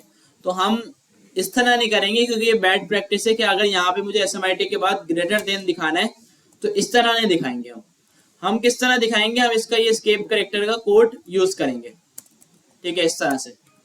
ये मैंने कोड यूज करा, आप देखते हैं यहाँ पे ग्रेटर देन नजर आ रहा है नहीं आ रहा? अच्छा, एंड आ रहा है। इन्होंने दो कोड दिए हैं, तो दोनों में से कोई एक सपोर्टेड होगा अगर पहला नहीं चला तो। मैंने इसको दे दिया, ठीक है भाई, ग्रेटर देन नजर आ रहा है। तो ये इसमें काफी सारे आ रहे हैं और भी, कि अगर आपने इनमें से कोई यूज करना हो स्पेशल कैरेक्टर, तो आप ये कोड लिख के भी इसको यूज कर सकते हैं। जिस तरह ये कॉपीराइट का आप देखते हैं फुटर में आ रहा होता है, ठीक है। देखिए, मैं अगर ये डालूं कॉपी वाला, तो देखें सी लिखा हुआ है यहाँ पे कॉपीराइट के लिए जो हम लगाते हैं। तो इस तरह और भी काफी सारे होते हैं। और अगर आपको अब तो वैसे क्योंकि चीजें अपडेट हो गई हैं काफी, तो आप इसको डायरेक्टली भी लगा सकते हैं। जिस तरह अगर आप गूगल करें और इसको बोलें भाई कि कॉपीराइट सिंबल जो है वो मुझे दिखा दो आप, ठीक है, तो ये आ गया आपके पास। आपने करा इसको कॉपी यहाँ से और अपनी HTML में आके पेस्ट कर दिया। तो अब इस तरह भी ये सपोर्ट करता है, इस तरह भी आप दिखा सकते हैं। देखें, अब इस तरह भी आ रहा है। कोड ने लिखा, उसको पता चल गया कि भाई आप जो कॉपीराइट का सिंबल दिखाने चाह रहे हैं उसने दिखा दिया। या इसके अलावा भी कोई भी सिंबल हो या कोई भी इमोजी हो, ठीक है, तो वो आप दिखा सकते हैं वेबसाइट में, वो सपोर्टेड होगा हर ब्राउजर पे, ठीक है। इस तरह मैं अगर यहाँ पे लिख दूं भाई स्माइल इमोजी करके कुछ इस तरह का, तो अगर ये आपको दिखाना है तो आप कॉपी करें, इसको पेस्ट कर दें, तो तकरीबन हर ब्राउजर पे ना ये नजर आएगा। हो सकता है कुछ ब्राउजर हो जिसपे सपोर्ट ना करे, तो उस पे स्क्वायर बना हुआ आ जाएगा आपके पास, लेकिन ये तकरीबन हर ब्राउजर पे आपको नजर आएगा। सर GIF लगाना हो तो? वो तो इमेज है ना, तो इमेज में यूज करें। ठीक है भाई, आगे बढ़ते हैं।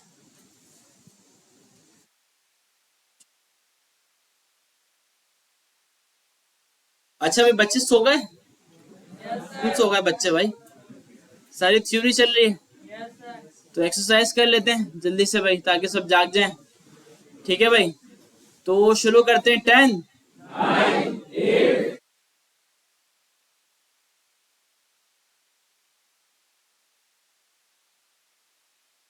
नहीं नहीं यार, मजा नहीं आया।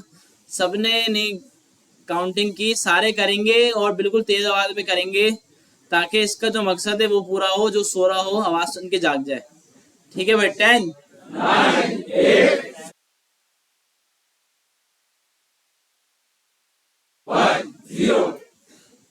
ठीक है भाई, दूसरी वाली सही से भाई, सही से। हंसना नहीं आता क्या?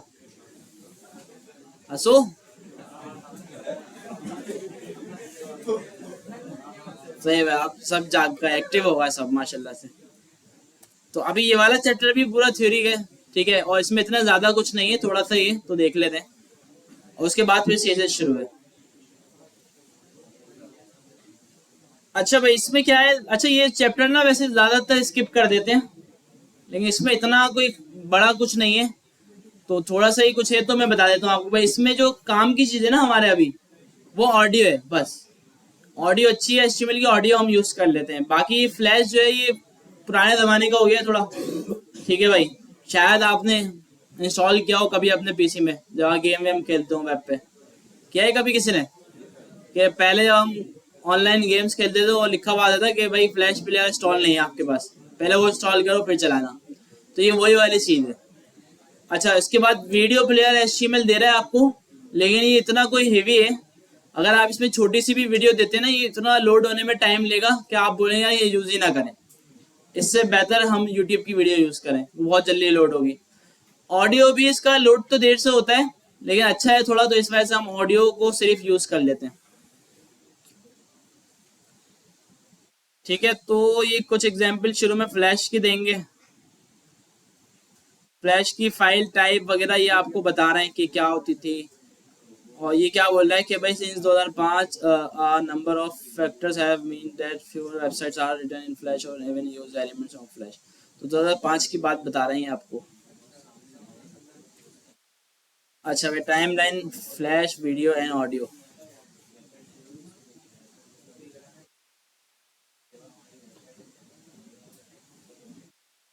अच्छा ये बता रहे हैं कि यार कब क्या आया, पूरे बता रहे हैं कि 1995 में क्या था, फिर 6 में क्या आया, फिर आगे क्या आ गया है। इतना पीछे देखें आपको ये ले गए। और 2002 तक फ्लैश ही चल रहा था शायद। उसके बाद फिर ये आगे आए और आईफोन ने कुछ रिलीज किया और फिर आईफोन जो है ना अच्छा सपोर्ट करना बंद हो गया था 2007 में इसको। Releases devices that don't support flash. ठीक है देखें। तो इस तरह अब तो बिल्कुल भी इसका यूज नहीं है। तो फिर ये देखें HTML5 video and audio tags आए। तो ये पूरी डिटेल आपको ये बता रहे हैं इसकी। तो ये फ्लैश वीडियो आपको दिखा रहे हैं किस तरह से शो करेंगे आप। सारी इसकी थ्योरी बता रहे हैं। Adding a flash video to your pages, अभी हम इसको लगाएंगे तो अभी हमारे ब्राउजर में ये सपोर्ट नहीं करेगी। Preparing video for your page, ये HTML का वीडियो का एलिमेंट है। और ये भी ऐसा है कि यार इतना कोई हैवी हो जाता है कि लोड ही नहीं होती वीडियो ना। चला के दिखा देते हैं। वीडियो होता है, वीडियो में SRC होता है। इसमें आपको चाहिए होगा MP4 की वीडियो फाइल। ठीक है तो अगर मैं बोलूँ MP4 एग्जाम्पल फाइल अगर हमें मिल जाए,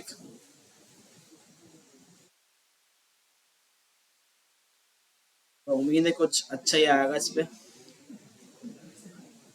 और अच्छा है, सही है भाई। ठीक है तो मैंने इसको यहाँ पे दिया। अभी ये नजर नहीं आएगी तो एक एट्रीब्यूट होता है कंट्रोल्स, वो इसको देना होगा हमें ताकि इसकी कंट्रोल शो हो जाए। भाई प्ले करना है, म्यूट करना है।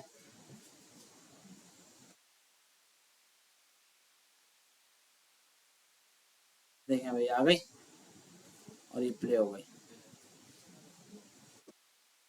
ठीक है भाई और ये 30 सेकंड की वीडियो है तो इस वजह से हो भी गई। और हमारे पास इंटरनेट जो है ये काफ़ी अच्छा है तो इस वजह से ये इस तरह से लोड हो रही है। ठीक है और अगर हमारे पास इंटरनेट 10 MB भी हो ना तो ये 30 सेकंड की वीडियो लोड होने में इतना टाइम लगा देगी। ठीक है इसके अलावा इसमें देखें वॉल्यूम आ गया, सारे कंट्रोल्स आ रहे हैं इसमें। ठीक है इसमें ये प्लेबैक स्पीड आ रही है, डाउनलोड का ऑप्शन आ रहा है, पिक्चर इन पिक्चर का आ रहा है, सारे ऑप्शन इसमें आ रहे हैं। लेकिन ये इतना हम यूज़ क्यों नहीं करते, वही बात है कि यार लोड टाइम इसका बहुत ज़्यादा है, बहुत हैवी है, इस वजह से हम इसको यूज़ नहीं करते। बाकी इसमें कुछ और भी होते हैं, ऑटो प्ले होता है। ये क्या करते हैं यार, ये वीडियो ऑटो प्ले हो जाएगी जैसी चलेगी। लेकिन ये सपोर्ट नहीं कर रहा। लूप का वो होता है कि जब वीडियो एंड हो जाए तो उसके बाद दोबारा से शुरू से स्टार्ट हो जाए बार बार बार बार। अभी देखिए ऑटो प्ले ही सपोर्ट नहीं कर रहा। और तो लूप देखते हैं एंड पे आके कि दोबारा चलाते नहीं, चला दी भाई इसने। देखें जैसी वीडियो खत्म हो रही है दोबारा से उसको प्ले कर रहा है। तो ये लूप होता है। बाकी इसमें दिए में आपके सामने काफी सारे भाई प्री लोड है, क्या पहले से ही लोड हो जाएगा। HTML का पेज के साथ ही वीडियो लोड हो जाएगी, बाद में लोड नहीं होगी। विद हाइट इसकी भी दे सकते हैं आप, जितनी बढ़िया आपने रखनी है। कंट्रोल्स, सारे कंट्रोल शो कर देता है आपको जो नेटिव कंट्रोल होते हैं इसके। ऑटो प्ले हो गया, लूप हो गया। ऑटो क्या करता है कि the browser should download the video when the page loads. ठीक है जब पेज लोड होगी तो ये डिफॉल्ट भी होता है मेरे ख्याल से। ठीक है तो ये कुछ इसके एट्रीब्यूट है जो ये बता रहे हैं। मल्टीपल वीडियो सोर्सेज के, अगर आपके पास MP4 फाइल है और दूसरी भी है तो आप मल्टीपल सोर्सेज भी इसको दे सकते हैं कि यार एक सपोर्ट ना करे तो दूसरी चला देना। जिस तरह देखें इन्होंने वीडियो का एलिमेंट यूज किया हुआ है यहाँ पे, और वीडियो के अंदर SRC यूज नहीं किया बल्कि सोर्स का अलग से एलिमेंट बना दिया। और इसमें एक में MP4 दी हुई है और एक में WebM करके दी हुई है। तो अगर कोई MP4 ना चले तो WebM चल जाए, WebM ना चले तो MP4 चल जाए। इस तरह से है ये कुछ। Combining flash and HTML video. अभी थोड़ी सी थ्योरी आपको बता रहे हैं कि कब क्या यूज करें, लेकिन फ्लैश तो भाई ये कि सपोर्ट ही नहीं करेगा, तो इस वजह से। अच्छा ये आ गया आपके पास MP3, ये थोड़ा अच्छा होता है इसका, ये हम यूज करके देखते हैं।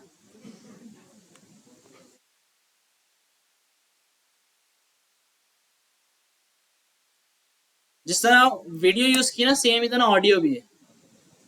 इसके भी आप कंट्रोल्स लगा दें, और इसमें कौन सी फाइल होगी, MP3 की।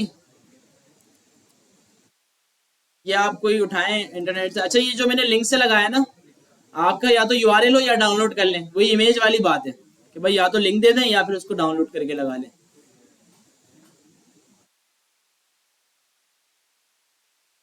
ठीक है, मेरे पास ये ऑडियो फाइल आ गई, इसको मैं चला देता हूँ SRC में डाल के, देखते हैं क्या आ रहा है हमारे पास। ठीक है भाई, देखें उसने ऑडियो प्लेयर दिखा दिया। अच्छा इसने लोड क्यों नहीं की,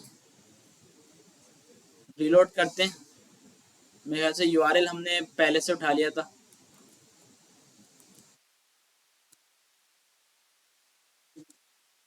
वीडियो का ही, अच्छा ये MP4 दे दिया जब इसने मसला किया ना।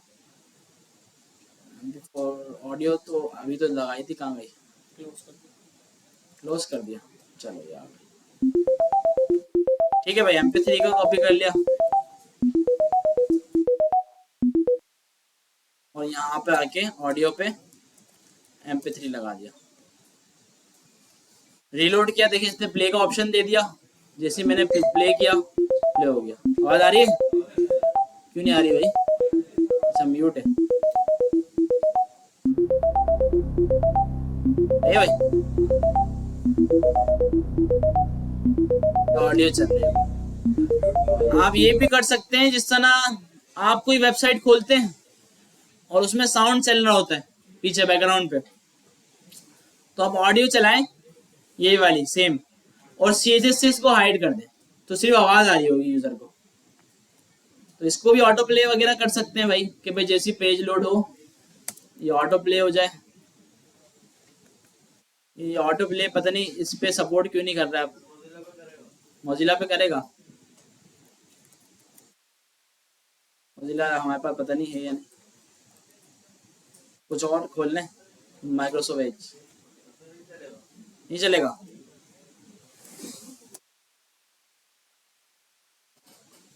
नहीं चला, तो इसमें पता नहीं ऑटो प्ले का क्या मसला है, या लूप के साथ चले, कोई कॉम्बिनेशन इसने बनाया हुआ। अच्छा इसको अगर हम प्री लोड कर दें कि भाई पहले से ही लोड हो जाए, भी नहीं चल रहा है।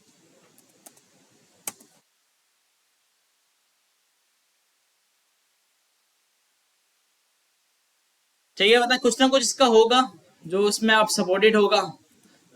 HTML के अंदर यहाँ पे कुछ दिया हुआ है, कंट्रोल ऑटो प्ले, ये क्या बोल रहा है, the presence of this attribute indicate that the audio should start playing automatically. ठीक है, बेटर प्रैक्टिस टू। ठीक है, तो अब देखें ये दिया हुआ तो है इसने, प्री लोड भी दे दिया, लूप भी दे दिया, ऑटो प्ले भी दे दिया, लेकिन फिर भी सपोर्ट नहीं कर रहा है। लंबी क्यों करने भाई, छोड़ो, खुद चला लेना घर पे जाके, सही है ऐसे तो चल रहा है ना, क्या है। ठीक है, बाकी आप लोग आपके पास हो तो ट्राई कर लिएगा मोजिला पे। सेम वही चीज, मल्टीपल ऑडियो सोर्सेस, कि भाई हमने MP3 दे दी, एक दो फाइल और दे दी, अगर कोई एक सपोर्ट ना करी तो इनमें से कोई भी चल जाए। ठीक है भाई, ये था इसमें। अब HTML में जो जो आपके क्वेश्चन है आप कर लें अगर हैं तो वरना फिर हम से स्टार्ट करते हैं। सही है भाई, किसी का कोई सवाल HTML में? माशाल्लाह से आप HTML डेवलपर बन गए, फुल स्टैक HTML डेवलपर। ठीक है भाई, तो आप नासा वगैरह आराम से हैक कर लेगा। ठीक है भाई, चैप्टर 9 आएगा, जब तो मैंने पढ़ा है। चलो आप बोलते तो नहीं आएगा बस। ठीक है भाई, तो यूज है इसका भाई, ऐसा भी नहीं कि ऑडियो हम यूज करते हैं, मैंने बताया ना ऑडियो यूज कर लेते हैं, कोई ना कोई इसका तरीका होगा। जावास्क्रिप्ट से ना हम इसको ऑटो प्ले वाले को सपोर्ट कर देंगे। हम क्या करेंगे, ऑडियो को गेट करेंगे जावास्क्रिप्ट में और इसको प्ले करवा देंगे खुद से वहां से, तो ये ऑटो प्ले हो जाएगा अगर ये सपोर्ट नहीं कर रहा है ना। जी टेस्ट आपका नेक्स्ट क्लास में HTML का, सही है भाई, तैयारी करके आना है। नेक्स्ट क्लास में आपका HTML का टेस्ट है, बहुत ही आसान है। अगर आपने 8 चैप्टर अच्छे से पढ़े ना तो आपका जो टेस्ट होगा वो बहुत आसान होगा कि भाई HTML का वर्जन कैसे डिफाइन करते हैं, HTML की फुल फॉर्म क्या है, ठीक है भाई। और HTML में जी हाँ MCQ बेस्ड होगा, MCQ बेस्ड, जिस तरह आपने गूगल फॉर्म पे एंट्री टेस्ट दिया था ना इस तरह का ही होगा, लेकिन वो एप्लीकेशन है हमारे पास उसमें होगा। हाँ बिल्कुल, ये चीज अच्छी याद दिलवाई कि किस किस के पास लैपटॉप है हाथ उठाएं। जबरदस्त भाई, माशाल्लाह सबके पास ही है। किसके पास नहीं है वो लोग हाथ उठाएं। क्यों नहीं है भाई, पीसी ले आना, ठीक है भाई। प्राइम मिनिस्टर स्क्रीम का वेट कर रहा हूँ, पुराने वाले अभी जिंदा हैं उसके, तो अब उसका इंतजार कर रहा हूँ। पुराने वाले भी खत्म हो चुके हैं ना मेरे ख्याल से अब तो कोशिश करके भाई लैपटॉप लेके आए अरेंज करके, क्योंकि हमारे पास अभी लैपटॉप नहीं है यहाँ पे कि आपको दे सकते माशाल्लाह से सारे। अच्छा, अब जिन जिन ने हाथ उठाए थे ना, जिन जिन के पास लैपटॉप नहीं है, अब वो लोग हाथ उठाए जिनके पास लैपटॉप भी नहीं है और स्मार्टफोन भी नहीं है। गलती से उठा लिया था, देखो कोई एक भी नहीं है, स्मार्टफोन सबके पास है। तो भाई लैपटॉप भी ले लें, अच्छी बात है। नहीं है आपके पास, जबरदस्त यार, ऐसे भी लोग होते हैं देखो स्मार्टफोन नहीं। अच्छा भाई, तो कोशिश करके जो लैपटॉप ला सकता है भाई का, घर में से किसी का लेके आ जाए, एक दिन की बात है, उस पर टेस्ट दे दे। वरना मैं ये कहूंगा कि यार अब तो आपकी HTML खत्म हो गई है, आपको पता चल गया होगा आपको कितना समझ में आ रहा है, आप इस कोर्स में आगे बढ़ सकते हैं नहीं बढ़ सकते, तो थोड़ी सी इन्वेस्टमेंट कर दें और ले लें लैपटॉप। ये वो वाली इन्वेस्टमेंट नहीं होगी, मैं आपको बोलूँगी 40-50 हज़ार की कर दें, 15-20 हज़ार की इन्वेस्टमेंट करें और छोटा सा कोई भी लैपटॉप ले लें, उसमें आपका काम जो है ना निकल जाएगा सारा, मिल जाएगा 15,000 रुपये का आराम से लैपटॉप मिल जाएगा, क्रोम बुक टाइप कुछ मिल जाएगा ना। तो ये क्रोम बुक जो है ना मेरे ख्याल से मिल जाते हैं 12-15 हज़ार तक के, भले इसमें 2 GB रैम हो और सिस्टम भले कोर 2 भी हो तो चल जाएगा। अभी कोर 2 वाला जो होता है ना पहले जो आता था, और बाकी इसके अलावा इससे ज़्यादा पुराना हो तो उसका पता नहीं मुझे, लेकिन इतना तो चल ही जाएगा। और इतना वैसे मिल जाते हैं 10-15 हज़ार में ना। तो इससे क्या फ़ायदा होगा, आप HTML CSS जावास्क्रिप्ट रिएक्ट, इन सब, रिएक्ट में हो सकता है थोड़ा प्रॉब्लम हो, लेकिन HTML CSS जावास्क्रिप्ट तक आप बड़े आराम से निकाल सकते हैं इन लैपटॉप्स में। तो अगर आप समझते हैं नहीं यार आप अच्छा ही लेना चाहें तो आप अच्छा ले लें, पूरा आपका कोर्स निकल जाएगा, फिर आगे जाके आप इसी पे अपनी अर्निंग भी स्टार्ट कर देंगे, ठीक है। तो ऐसा भी है, तो अच्छा मतलब ऐसा भी ना हो कि आप फुल गेमिंग वाला ले लें 2-3 लाख रुपए का, ऐसे भी बात नहीं है। तो अच्छे से मतलब ये है कि यार अब रिक्वायरमेंट में इतनी सारी क्या बताऊं कि वह 40-50 हज़ार रुपये तक का मेरे ख्याल से अच्छा लैपटॉप मिल जाता है जिसपे आपका काम हो जाए, चल जाएगा आराम से चल जाएगा। i5 हो और 4-5 भी हो, 4 हो, 3 भी हो तो चल जाएगा मेरे ख्याल से। और इसके अलावा रैम आपकी 8 GB हो, एक SSD लगा दिएगा उसमें, और बस इतनी रिक्वायरमेंट बहुत है। इतनी आप कर लेंगे ना तो फिर आपका मोबाइल एप्लीकेशन डेवलपमेंट तक भी चल जाएगा। वरना मोबाइल एप्लीकेशन डेवलपमेंट इतनी हैवी होती है कि अगर कोई आपके पास इतना अच्छा लैपटॉप नहीं है तो उस पर नहीं चल पाएगी वो ना, क्योंकि उस पर अगर हम एंड्रॉयड स्टूडियो चला देंगे ना तो वो लैपटॉप में आग लग जाएगी अगर कोई पुराना होगा तो। जिस तरह आपने देखा है उसको, मीम देखे होंगे उसने, उसकी एंड्रॉयड स्टूडियो चलता है और आग लगी होती है। तो ये जो मैंने रिक्वायरमेंट बताई तो ये सही है इतनी, अगर आप लोग कर सकते हैं इतनी इन्वेस्टमेंट तो कर दें, और अगर नहीं भी कर सकते तो मेरा मशवरा ये मोबाइल बेच दें और लैपटॉप ले लें, तो इस ये भी आपको फ़ायदा होगा ज़रूर। ठीक, कुछ टाइम तक आप जो है वो कीपैड वाला ले लें मोबाइल, बल्कि आपको अपना पुराना रखा हुआ होगा, पहले यूज़ किया होगा कभी ना कभी, तो इससे क्या फ़ायदा होगा कि यार आपको आसानी हो जाएगी। देखिए मैं भी ना ऐसे ही हूँ, मैं भी इन्हीं चीज़ों पे इन्वेस्ट करता हूँ भाई। अभी तक मैं देखिए आपके सामने मैं मोबाइल चला रहा हूँ iPhone 6, 8-10 हज़ार रुपये का मोबाइल है, ज़्यादा महंगा नहीं है। ठीक है, और लैपटॉप माशाल्लाह अच्छा लिया हुआ है, उस पर काम करता हूँ भाई। ठीक है, तो ये अच्छी चीज़ है कि आप देखिए कमाएंगे इससे तो ले लेंगे मोबाइल, दूसरा मसला नहीं है। तो हो सके तो ले लें, वरना नेक्स्ट क्लास में ज़्यादातर कोशिश करें कि लैपटॉप लेके आएँ। तो फिर अगर जो जिन लोग के पास नहीं हो तो हम क्या करेंगे, उनको पहले आगे बिठा देंगे थोड़ी देर, और फिर जो दूसरे लोग टेस्ट दे देंगे तो कोई अपना लैपटॉप शेयर करके उनका भी करवा दे। ठीक है, तो ये ऑप्शन हमारे पास होगा। ठीक है, तो वरना ऐसा तो कोई मसला नहीं है, क्योंकि रात वाले जो लड़के थे वो बोल रहे यार नहीं हालात सही नहीं है, हम लैपटॉप लेके नहीं आएंगे, तो वो ये डर था। लेकिन अब तो हमारा तो दिन का टाइम है। ठीक है, तो आराम से आ सकते हैं आप लैपटॉप वगैरह लेके। ठीक है, तो कोशिश करके लैपटॉप लेके आए, वो फुल तैयारी करके आए। 100 मार्क्स का होता है, 100% इसका होते हैं, और 70% वाला जो है ना वो पास होता है। ठीक है, इसमें तो लेकिन हम क्या करेंगे, हम अपनी क्लास के लिए अलग से रूल लगाएंगे कि इसमें हम 90% वाले को पास करेंगे। सही है भाई, ताकि आप लोग चीता हो गए ना सारे माशाल्लाह, अच्छी आ गए HTML5, तो 99 कर देते हैं आप, बिल्कुल ऐसा भी कर सकते हैं हम।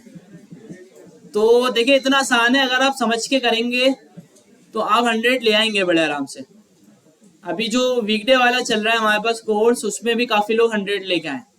उसमें पूरी क्लास में यही इसी तरह भरी भी होती है पूरी क्लास, 3 से 4 लोग फेल हुए हैं, बाकी सब पास हुए। ठीक है, तो अच्छा ही है, मतलब कोई जितना कोई मुश्किल नहीं है। तो तैयारी आपने क्या करनी है कि भाई इनपुट देख लें आप, कौन कौन सी टाइप है, कौन कौन सी नहीं है हमारे पास। इसके अलावा हेडिंग कितनी तरह की है हमारे पास, ब्लॉक लेवल एलिमेंट और इनलाइन एलिमेंट देख लें। ठीक है भाई, HTML स्टैंड्स फॉर देख लें, वो तो पता है सबको, ज़रूरत नहीं है। ठीक है भाई, और इसके अलावा ये छोटी छोटी चीज़ें हैं, ये देख लें। गूगल करें HTML क्विज, काफ़ी सारा आएंगे, उसको दें, चेक करें कि आपको कितना आ गया, तो इससे भी आपको फ़ायदा होगा। यार क्वेश्चंस मेरे ख्याल से 25 हैं, 25 क्वेश्चन से, और आपके आधे घंटे का टाइम होगा उसमें। उससे पहले ही आप ख़त्म कर देंगे, अगर आपको आता होगा तो लगाएंगे जल्दी जल्दी और वो फिनिश हो जाएगा। टाइमर चलता है, हाँ आसान है। HTML क्या मुश्किल होगा यार, HTML तो बिल्कुल इजी होता है। किसी भी वेबसाइट पे जाके आप देखे चेक करेंगे HTML का कोर्स कैसा आता है। अब बुक से ही आएगा, बुक से बनाया हुआ है। ठीक है भाई, बुक से बनाया हुआ है। अच्छा, थोड़ा सा मैं आपको आज इंट्रो दे दूंगा CSS का, और फिर नेक्स्ट क्लास से हम जो है वो CSS स्टार्ट करेंगे।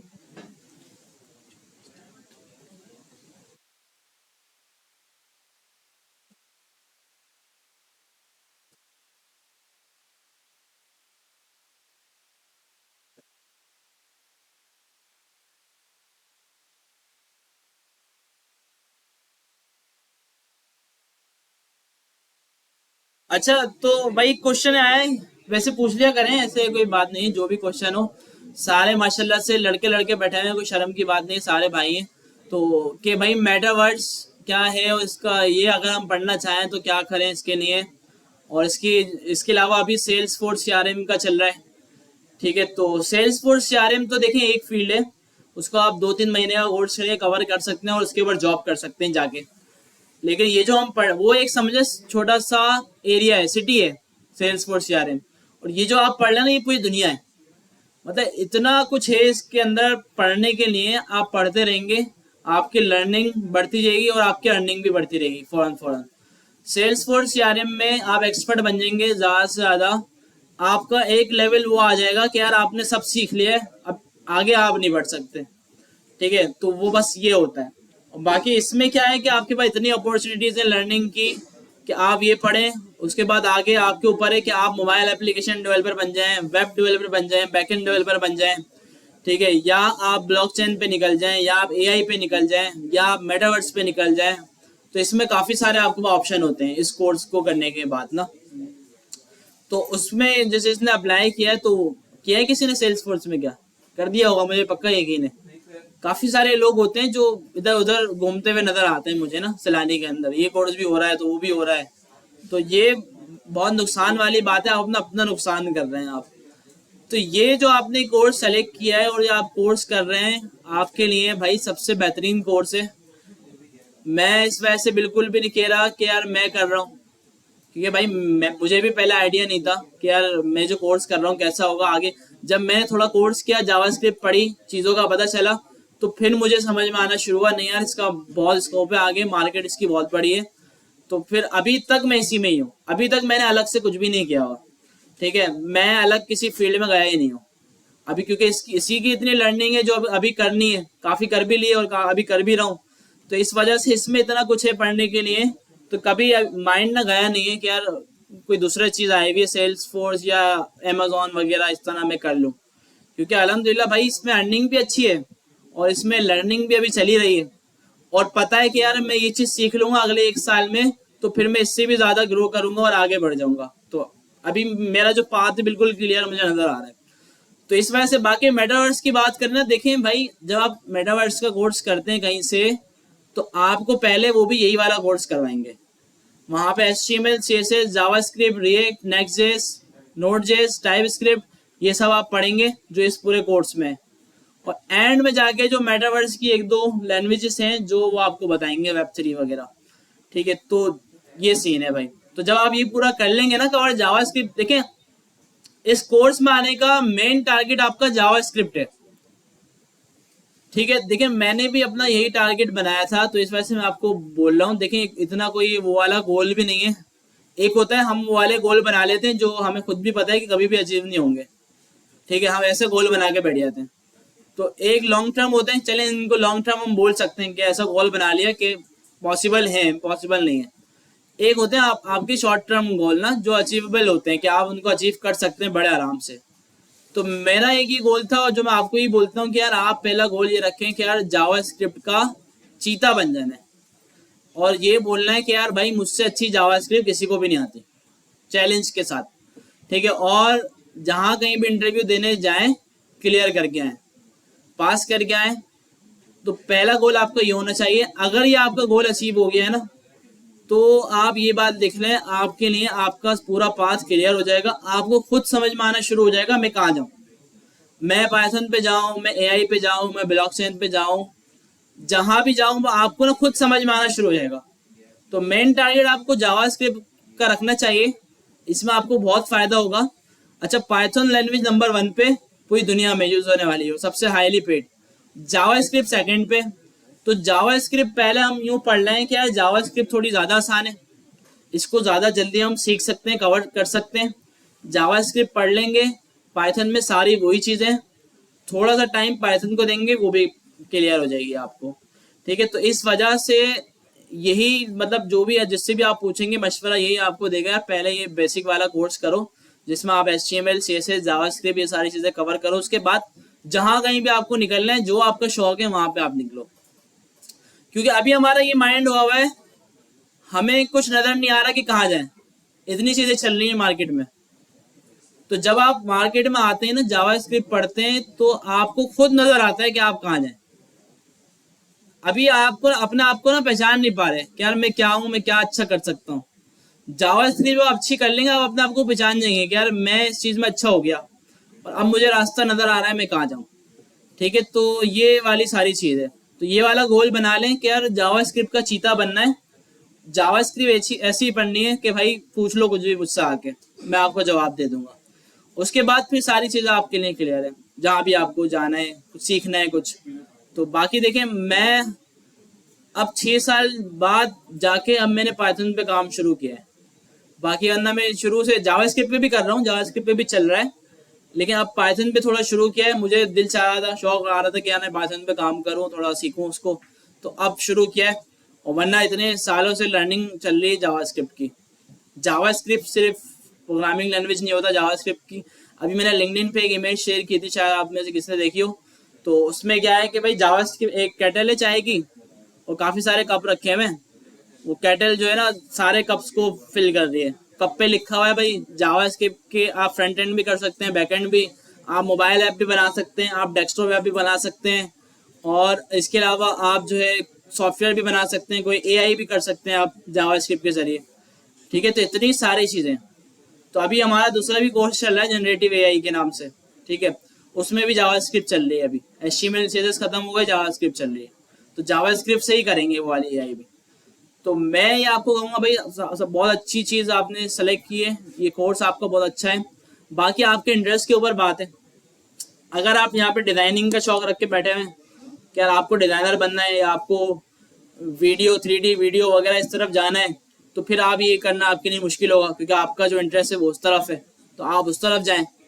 और अगर आपका इंटरेस्ट अभी कुछ है ही नहीं, काफी सारे लोग ऐसे ही होंगे कि यार कोई भी इंटरेस्ट नहीं है, बस पैसे पैसा इंटरेस्ट है, अभी पैसा आया बस कहीं से भी आया, तो इसके लिए अच्छा ऑप्शन है आपके पास, और कोई ऑप्शन नहीं। काफी सारों का इंटरेस्ट इसी में होगा कि यार मैं कोडिंग करूं, मैं वेबसाइट बनाऊं, मैं मोबाइल ऐप्स बनाऊं, मैं छोटे मोटे गेम्स बनाऊं, ठीक है, या मैं आगे जाके कोई सर्वर वगैरह पे काम करूं, बैकएंड पे काम करूं। तो ये पूरा आपका है जर्नी ना आपकी। क्लियर है भाई सब चीज? ठीक है, तो ये सीन है भाई। तो अब सीएसएस थोड़ी सी स्टार्ट कर देते हैं।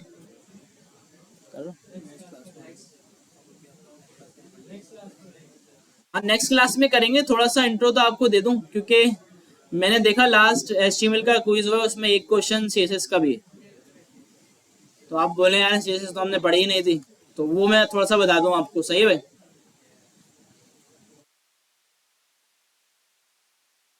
अच्छा, सीएसएस स्टैंड्स फॉर पता है ना क्या है? Cascading style sheet. ठीक है भाई, तो स्टाइल शीट तो समझ में आ रहा है, स्टाइल है, स्टाइल लिखना है, उसकी शीट है पूरी। और ये कैस्केडिंग का मतलब पता है किसी को? उर्दू में इंग्लिश वर्ड है ना ये, तो मतलब पता है क्या करना? तकसीम करना, फैलाना। और किसी को पता है जी? Cascading, cascade, cascading. तो ये अच्छा, ये वाली मीनिंग भी है इसकी, और एक मीनिंग इसकी ये है कि कोई ऐसी, जैसे वाटरफॉल होता है ना, उस पे पानी आ रहा होता है, आबशार होती है जो, तो ऊपर से नीचे की तरफ जो आ रहा होता है, इसको हम बोलते हैं कैस्केड। ठीक है भाई, तो सीएसएस को ये वर्ड क्यों दिया गया कि जब हम सीएसएस लिखते हैं ना एक फाइल के अंदर, कि भाई H1 पे जाओ उसको रेड कलर दे दो, फिर नीचे आके H2 पे जाओ उसको ब्लू कलर दे दो, तो सीएसएस सबसे पहले H1 को जाके कलर देगी, क्योंकि वो ऊपर लिखा हुआ है, और उसके बाद H2 के पास जाएगी और उसको कलर देगी। और अगर नीचे दोबारा H1 को दे दिया तो फिर उसको H1 को रिप्लेस कर देगी, क्योंकि वो पहले ऊपर वाला कोड चला रही है, उसके बाद फिर नीचे वाला, मतलब ऊपर से नीचे की तरफ आ रही है। तो इस वजह से इसको कैस्केडिंग बोलते हैं हम, इसका नाम रखा है हमने, क्या इसने भी बनाई है। ठीक है भाई, तो अब ये सीएसएस वर्क किस तरह करती है, क्या करती है, प्रॉपर्टी रूल वगैरह इसमें क्या होते हैं, अभी बस मैं थोड़ी सी चीज आपको बता रहा हूँ, और बाकी जो चैप्टर है ये फिर नेक्स्ट क्लास में हम कंटिन्यू करेंगे ना। अच्छा, वो छोटी सी चीज मैं आपको क्या बता रहा हूँ कि भाई सीएसएस लिखने के हमारे पास कितने तरीके हैं, कैसे लिख सकते हैं, पहले से पता है? जबरदस्त यार। अच्छा, एक चीज तो ये समझ लें पहले, ये अगर आप समझेंगे हो सकता है टेस्ट में एक आध क्वेश्चन आपका निकल जाए शायद। तो अब ये देखें, ये क्या नजर आ रहा है आपको, और अगर ये अच्छा समझ में आएगा ना आपको, आप सीएसएस भी अच्छी लिख सकेंगे फिर आगे जाके। ये कंटेनर बने हुए हैं, और ये आपको ये बताना चाह रहा है कि इसमें कुछ ब्लॉक लेवल एलिमेंट्स हैं और कुछ इनलाइन। कौन से ब्लॉक लेवल है? जिनका ऑरेंज बॉर्डर है। और इनलाइन कौन से? जिसका ग्रीन या स्काई ब्लू जो भी है वो बॉर्डर है। ठीक है भाई, तो इससे ये पता चल रहा है कि भाई आप HTML में CSS इस तरह अप्लाई करें कि HTML का हर एलिमेंट एक बॉक्स है। ठीक है भाई, HTML का हर एलिमेंट एक बॉक्स है। ठीक है भाई, अब जैसे ये हेडिंग डाली हुई है, H1 की हेडिंग है, तो ये पूरी लाइन कवर कर रही है, और नीचे जो पैराग्राफ शुरू हो रहा है वो नेक्स्ट लाइन से शुरू हो रहा है। तो ये क्यों नेक्स्ट लाइन से शुरू हो रहा है? क्योंकि H1 जो है वो ब्लॉक लेवल है, और ब्लॉक लेवल का जो बॉक्स है वो आप देखेंगे एंड तक आ रहा है, यहाँ तक। ऐसा ही है भाई, तो आप इस चीज को ध्यान में रखें कि यार ये पूरा एक बॉक्स है। ब्लॉक लेवल का बॉक्स पूरी लाइन को कवर करता है, और इनलाइन एलिमेंट का बॉक्स जहां तक उसका कंटेंट है, जहां तक उसका टेक्स्ट है, सिर्फ उतने को कवर करते हैं, उतने एरिया को। ठीक है, तो जैसे यहाँ पे आपको लिखा हुआ नजर आ रहा है नीचे ब्लू से, या इस जो इंग्लैंड आपको नजर आ रहा है, तो इसका जो बॉक्स है वो इंग्लैंड के आसपास है, इसने पूरी लाइन कवर नहीं की हुई। अगर ये ब्लॉक लेवल होता तो फिर ये भी ऑरेंज वाले की तरह आता और पूरी लाइन को कवर करता। ठीक है भाई, तो ये अगर आपको रूल याद रहेगा ना तो आप सीएसएस भी बड़े अच्छे तरीके से लिख सकेंगे। अच्छा, अब ये चीज इसमें एक है समझने वाली, और ये जो है ना समझे पूरी सीएसएस के बराबर है। अगर आपने ये चीज समझ ली तो पूरी सीएसएस आपके लिए आसान है। इसमें एक है सेलेक्टर और एक है डिक्लेरेशन। ठीक है भाई, सेलेक्टर में क्या होता है कि आप सीएसएस को बताते हैं कि इस एलिमेंट को टारगेट करो, इस एलिमेंट को सेलेक्ट करो। जिस तरह इसमें लिखा हुआ है पी, तो इसका मतलब ये है कि पैराग्राफ को टारगेट करो। और डिक्लेरेशन किस में होती है, कर्ली ब्रैकेट बनाते हैं, कर्ली ब्रैकेट का पता है ना भाई, कर्ली ब्रैकेट बना के इसके अंदर हम करते हैं डिक्लेरेशन। डिक्लेरेशन में दो चीजें होती हैं, एक होती है प्रॉपर्टी और एक होती है वैल्यू।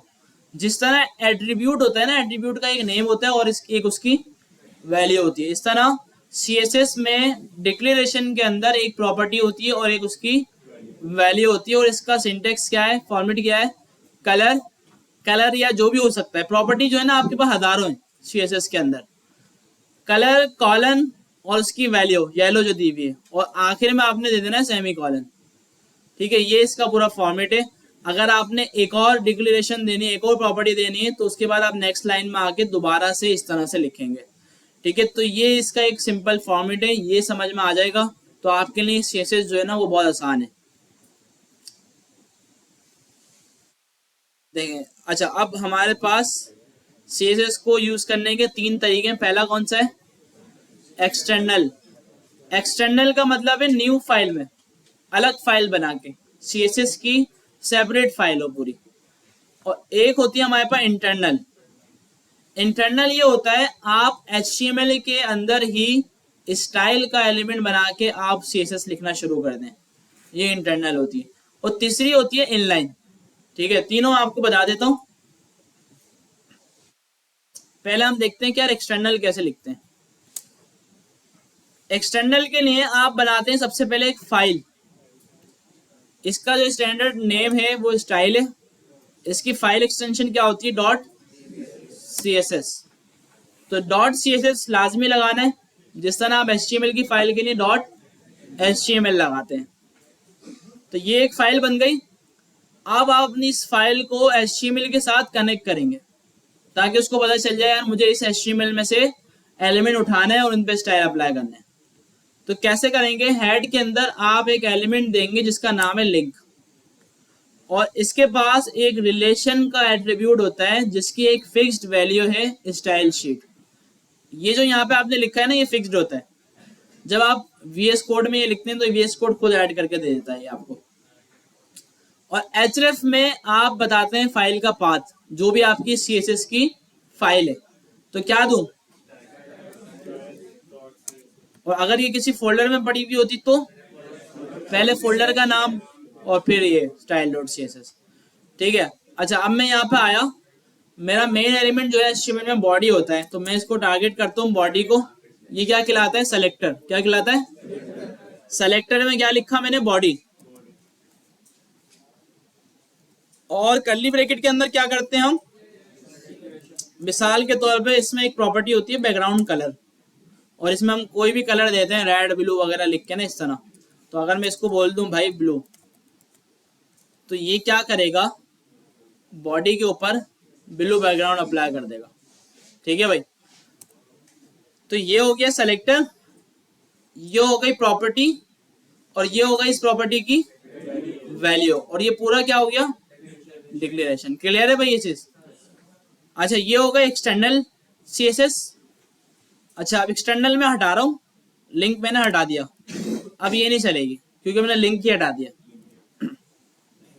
अच्छा अब इंटरनल क्या होती है, क्या आप HTML की फाइल में रहते हुए स्टाइल का एक एलिमेंट बनाए इस तरह, स्टाइल का ओपनिंग टैग, स्टाइल का क्लोजिंग टैग, और सेम वो CSS यहाँ पे आके लिख दें।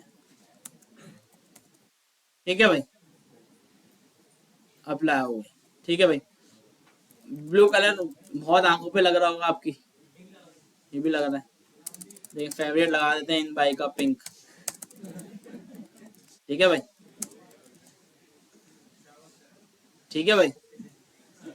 तो इस तरह भाई ये आपकी होगा इंटरनल सीएसएस, वो एक्सटर्नल सीएसएस, ये इंटरनल सीएसएस। और तीसरी हम देखते हैं कौन सी, इनलाइन। इनलाइन जो है ना आप किसी भी एलिमेंट पे लगा सकते हैं, ठीक है भाई। अगर आपने मिसाल बॉडी पे लगानी है तो स्टाइल का एट्रीब्यूट, और इसके अंदर जो वैल्यू हम लिखते हैं ना ये सीएसएस होती है। तो यहाँ पे आपने डायरेक्टली कलर दे देना। यहाँ पे सेलेक्टर क्यों नहीं आ रहा, क्योंकि भाई हम स्टाइल ही इसी पे दे रहे हैं, ये ऑलरेडी सेलेक्टेड है। तो ना यहाँ पे ना सेलेक्टर आएगा ना कर्ली ब्रैकेट आएगा, बाकी पूरा का पूरा स्टाइल वही रहेगा जो वहां लिख रहे थे आप। देखिए अब भी अप्लाई हो गया, ठीक है। या अब कोई अलग करके देख लेते हैं, ठीक है भाई। तो अब भी चल रहा है। तो एक हो गई एक्सटर्नल, एक हो गई इंटरनल, और तीसरी हो गई इनलाइन सीएसएस। तो ये तीन तरीकों से हम सीएसएस लिखेंगे। और ये अगर हमें समझ में आ जाएगा ना, तो अब पढ़ने वाली सीएसएस में चीज क्या है कि प्रॉपर्टी और उनकी वैल्यू, प्रॉपर्टी उनकी वैल्यू, सारे यही पढ़ेंगे हम एंड तक, ठीक है। किसी स्पेसिफिक पार्ट कलर देना होगा तो फिर इनलाइन ही यूज करेंगे, और जिस टैग में दे रहे हैं स्पेसिफिक पार्ट को देना, उसको क्लास दें, आईडी दें। अभी सेलेक्टर्स आएंगे आगे। उसके बाद है। हाँ, तो सेलेक्टर्स में आपको बताएगा कि आप एलिमेंट को किस किस तरीके से सेलेक्ट कर सकते हो, उसके आईडी से, उसकी क्लास से, उसके नेम से। तो अब किसी को भी कलर देना हो हम दे देंगे, ठीक है। अगर मुझे H1 को देना है और मुझे देना है CSS से, तो क्लास देखे मैंने इसको रेड दी हुई है ना दोनों को। मैं CSS में देखे दोबारा लिंक लगा देता हूँ। मैं CSS में आया, मैंने कहा भाई रेड मेरे पास क्लास है, डॉट लगाते हैं क्लास के लिए। अगर क्लास को टारगेट करना है ना तो पहले आप लगा देते हैं डॉट। तो डॉट से ये समझ जाता है कि आप आगे जो वैल्यू लिख रहे हैं ये क्या है, क्लास है। तो अब ये रेड वाली क्लास किस किस पे अप्लाई की हुई हमने, H1 पे और H2 पे। तो इसमें मैं जो भी स्टाइल दूंगा ना ये दोनों पे जाके अप्लाई हो जाएगा। देखिए मैं इसमें लिख रहा हूँ कलर और रेड, हो गया भाई दोनों पे अप्लाई, क्योंकि मैंने दोनों को रेड क्लास दी हुई थी। तो इसी तरह काफी सारे सेलेक्टर और हैं। क्लास की जगह आईडी, चाइल्ड, चाइल्ड जिसे मैंने आपको बताया था कि भाई डिव का आपने ग्रुप बना दिया और उसके ग्रुप के जरिए दोनों चाइल्ड को टारगेट किया और आपने स्टाइल दे दिया। तो इस तरह से सेलेक्टर्स हमें थोड़े पढ़ना है। और सेलेक्टर पढ़ने के बाद एंड तक क्या चलेगा, प्रॉपर्टी वैल्यू, प्रॉपर्टी वैल्यू, ठीक है। तो काफी सारी प्रॉपर्टी हम इस बुक में कवर कर लेंगे, और काफी सारी होंगी कि जो नहीं करेंगे, लेकिन वो जब आपके सामने आएगी आप समझ जाएंगे। और या अप्लाई करके देखेंगे उसको, भाई मैंने अप्लाई किया और चेक किया कि यार ये क्या कर रही है। जैसे अप्लाई होगा आपको पता चल जाएगा कि हाँ भाई अप्लाई हो गया, ठीक है भाई। अच्छा आज हम यहीं तक रखते हैं, और आपका HTML का फाइनल असाइनमेंट दे देते हैं। पेपर है, चलो फिर छोड़ देते हैं, चलो सर ये इंडेक्स की फाइल खोल रहे हैं। छोटा सा देते हैं। चले एक हफ्ते क्या करेंगे पूरा,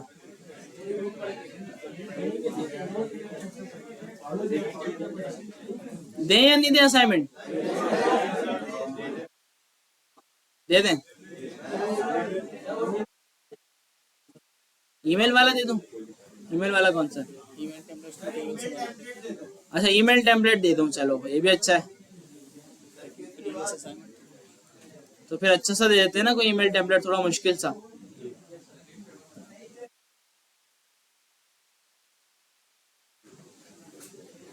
टेस्ट की तैयारी करेंगे या रट्टा मारने का, ये याद करके आने का, ऐसी चीज है क्या।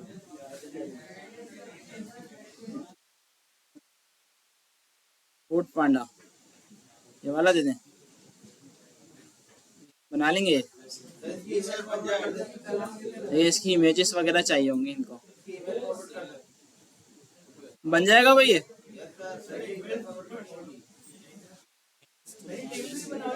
हाँ टेबल भी बना हुआ है, लेकिन टेबल की प्रैक्टिस आपकी हो गई है वैसे।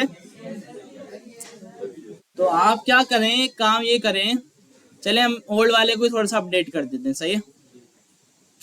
आपको याद हो आपने एक रेस्टोरेंट बनाया था, मेन्यू वगैरह बनाया था और सब बनाया था। तो अब आप क्या करेंगे, वो जो डिश का पेज खुलता था ना जैसे बिरयानी का, तो उसमें आप एक यूट्यूब की वीडियो लगाएंगे आई फ्रेम के जरिए बिरयानी की रेसिपी की, कोई भी उठा के, ठीक है भाई। और उस रेस्टोरेंट में कॉन्टेक्ट अस का पेज डालेंगे और वहां पे बड़ा सा मैप आ रहा होगा, तो उसमें आप कुछ भी डाल दें, मैप पे कोई भी एक लोकेशन सेलेक्ट करके वहां पे आप उसको लगा देंगे, सिर्फ ये काम करते हैं, सही है। हम मेन पेज पे लगाएंगे ना, कांटेक्ट में बस लगा दें। दूसरा दो पेज बनाएंगे, कांटेक्ट के, उसके अंदर सारी डिटेल्स होंगी और मेन और उसका मेन्यू। हाँ देखिए, एक मेन्यू तो मेन में है ना, उसमें दूसरे पेज में आप एक कांटेक्ट बना दें और उसमें आई फ्रेम लगा दें मैप का, ठीक है। और बाकी जो हमने चीज़ें पढ़ी आईडी क्लास वगैरह, तो ये CSS में ही काम आएंगी हमारी। तो दूसरा आप ये कह रहे हैं कि यार टेस्ट की पूरी तैयारी करके आए, कोशिश करके ना कोई भी फेल नहीं होना चाहिए, ठीक है भाई। तो अगर दोनों में CSS में भी HTML में भी अगर दोनों में फेल हुआ कोई, तो मैनेजमेंट क्या करती है, फिर उसको निकाल देती है, ठीक है भाई। तो ये चीज़ ज़रा देख लीजिएगा, सब पास हो जाए। और थोड़ी सी बस इंग्लिश रीडिंग, इंग्लिश समझ में आनी चाहिए आपको, टेस्ट में इंग्लिश होती है क्योंकि, तो ये भी होती है काफ़ी लोगों के साथ प्रॉब्लम, लेकिन इतनी ज़्यादा कोई मुश्किल नहीं होती कि जो आपको समझ में ही ना आए, इतनी होती है कि हर कोई समझ सके बड़ी आराम से ना, तो ऐसा कोई बात नहीं है। टेस्ट में कोई भी फेल नहीं होगा, क्वेश्चन तो सारे ही पास हो जाएंगे, ठीक है। तो देखिए ये वाली चीज नहीं करनी है, मैं यही वाली चीज बता रहा हूँ ना कि अगर इस तरह करना है तो क्या डिग्री ऐसी मिल जाएगी, सर्टिफिकेट मिल जाएगा। तो इसमें आप देखिए भले फेल हो जाए कोई मसला नहीं है, फेल होना। मेरा HTML का क्विज फेल था, मैं HTML में फेल हुआ था, ठीक है। तो फेल होना कोई ऐसा मसला नहीं है, बल्कि आपको और अच्छा याद रहेगा कि मैंने क्या गलत लगाया, आप उसको सोचेंगे बार बार यार क्या गलत हो गया मेरे से। तो फेल होने में ज़्यादा मज़ा आता है, लेकिन अब ऐसा नहीं है मैं ये बोल रहा हूँ तो आप फेल हो जाए, तो कोशिश करनी पास हो। लेकिन फेल अगर हो भी जाए ना तो कोई मसले वाली बात नहीं है, ठीक है। तो HTML का चैप्टर 1 से लेके चैप्टर 8 तक आएगा आपके पास सब, ठीक है। तो उसकी आपने पूरी तैयारी रखनी है। आप ये देख लें कि हेडिंग कितनी है आपके पास, ठीक है। आप ये देख लें ब्लॉक लेवल एलिमेंट कौन कौन से हैं आपके पास, इनलाइन एलिमेंट कौन कौन से हैं हमारे पास बुक के अंदर, ठीक है। आप ये देख लें कि ब्लॉक लेवल एलिमेंट क्या कैसा होता है और इनलाइन एलिमेंट कैसा होता है, उसका इम्पैक्ट क्या आता है, बिहेवियर क्या है उसका, ठीक है। आप इमेज देख लें, इमेज कैसे यूज़ होती है। आप जैसे CSS का मैंने बताया एक सवाल आएगा, तो मैंने अभी 3 तरीके बताए CSS के, हो सकते हैं इनमें से कोई हो, तो ये चीज़ आपको याद रखनी है। तो ये असाइनमेंट की कुछ चीज़ें हैं जो मैंने आपको बताई। किसी का कोई सवाल? अभी तक माशाल्लाह क्लास अच्छी आ रही है हमारी, सब लोग भी आ रहे हैं, एब्सेंट जो है बहुत कम लोग हो रहे हैं, तो इसी तरह से रखना है, ठीक है। तो वैसे देखें रेशियो ना हमारे कोर्स का बहुत कम होता है, क्योंकि इसमें हर कोई नहीं पढ़ सकता, और जाहिर सी बात है भाई इतनी अच्छी चीज़ है तो हर कोई नहीं कर पाता। जो बंदा मेहनत करता है, जो बंदा सीरियस लेता है वो कर पाता है, बाकी लोग जो है वो निकल जाते हैं, खुद से निकल जाते हैं या निकाल दिए जाते हैं। तो इसमें ऐसे समझ लें अगर 100 लोग आते हैं तो 100 में से 40 लोग 30 लोग ऐसे करते हैं पूरा कोर्स कवर ना, और उसके बाद फिर वो मार्केट में जाके जॉब वगैरह सब शुरू करते हैं। लेकिन भाई हमारा हर बार यही होता है कि यार अगर 100 लोग हैं 150 लोग हैं तो सारे ही यहाँ पे एंड तक रुकें और सब पढ़ें, सब मेहनत करें, ठीक है। तो अब आपका यही होता है कि यार अगर आप बीच में कुछ चीज़ें मिस करते हैं ना, तो अच्छा हम इसको हटा देते हैं, बिला मार्केटिंग हो रही है, ठीक है भाई। तो अच्छा अब हम अगर इस तरह करते हैं ना कि कोर्स को सीरियस नहीं लेते या छुट्टी वगैरह कर लेते हैं किसी भी रीज़न की वजह से, और तो फिर बाद में हम ये पूछ रहे होते हैं यार किससे, यार ये मेरी चीज़ें मिस हो गई कैसे कवर करूँ, तो फिर वो वाला जो टाइम है ना वो बहुत मुश्किल टाइम आ जाता है, वो और बहुत मुश्किल हो जाता है चीज़ों को कवर करना। तो जब आप फर्स्ट अटेम्प्ट में जितना आप कवर कर लें वो सबसे बेस्ट रहता है, आपको याद भी रहता है। दूसरी बारी में आपके लिए ना बहुत मुश्किल हो जाता है, जब कोई एक कोर्स कर लेता है ना पूरा, दूसरे बारी में बैठा हुआ होता है तो उसको बोरियत अच्छी लगती है कि यार ये चीज़ मैंने पढ़ी हुई है, तो अब फिर वो उसमें भी छुट्टी करता है, बोलता है नहीं, फिर उसका कभी भी नहीं होता वो। तो इससे बेहतर है आप फर्स्ट टाइम पढ़ लें और चीज़ें नई नई आपके सामने आ रही हैं और सुन के पढ़ के मज़ा भी आ रहा है, तो इसमें आप जितना अच्छा पढ़ सकते हैं वो कभी भी नहीं पढ़ सकते उससे अच्छा, ठीक है, तो कोशिश करें अभी इसी फर्स्ट अटेम्प्ट में आप इस कोर्स को निकाल लें, एंड में इस काबिल हो जाएं कि जॉब या जो भी आप करना चाहें आगे बिजनेस वगैरह वो आप कर सकें, और इसी तरह से रेगुलर हैं। सही है भाई, तो मिलते हैं नेक्स्ट क्लास में। अल्लाह हाफिज़।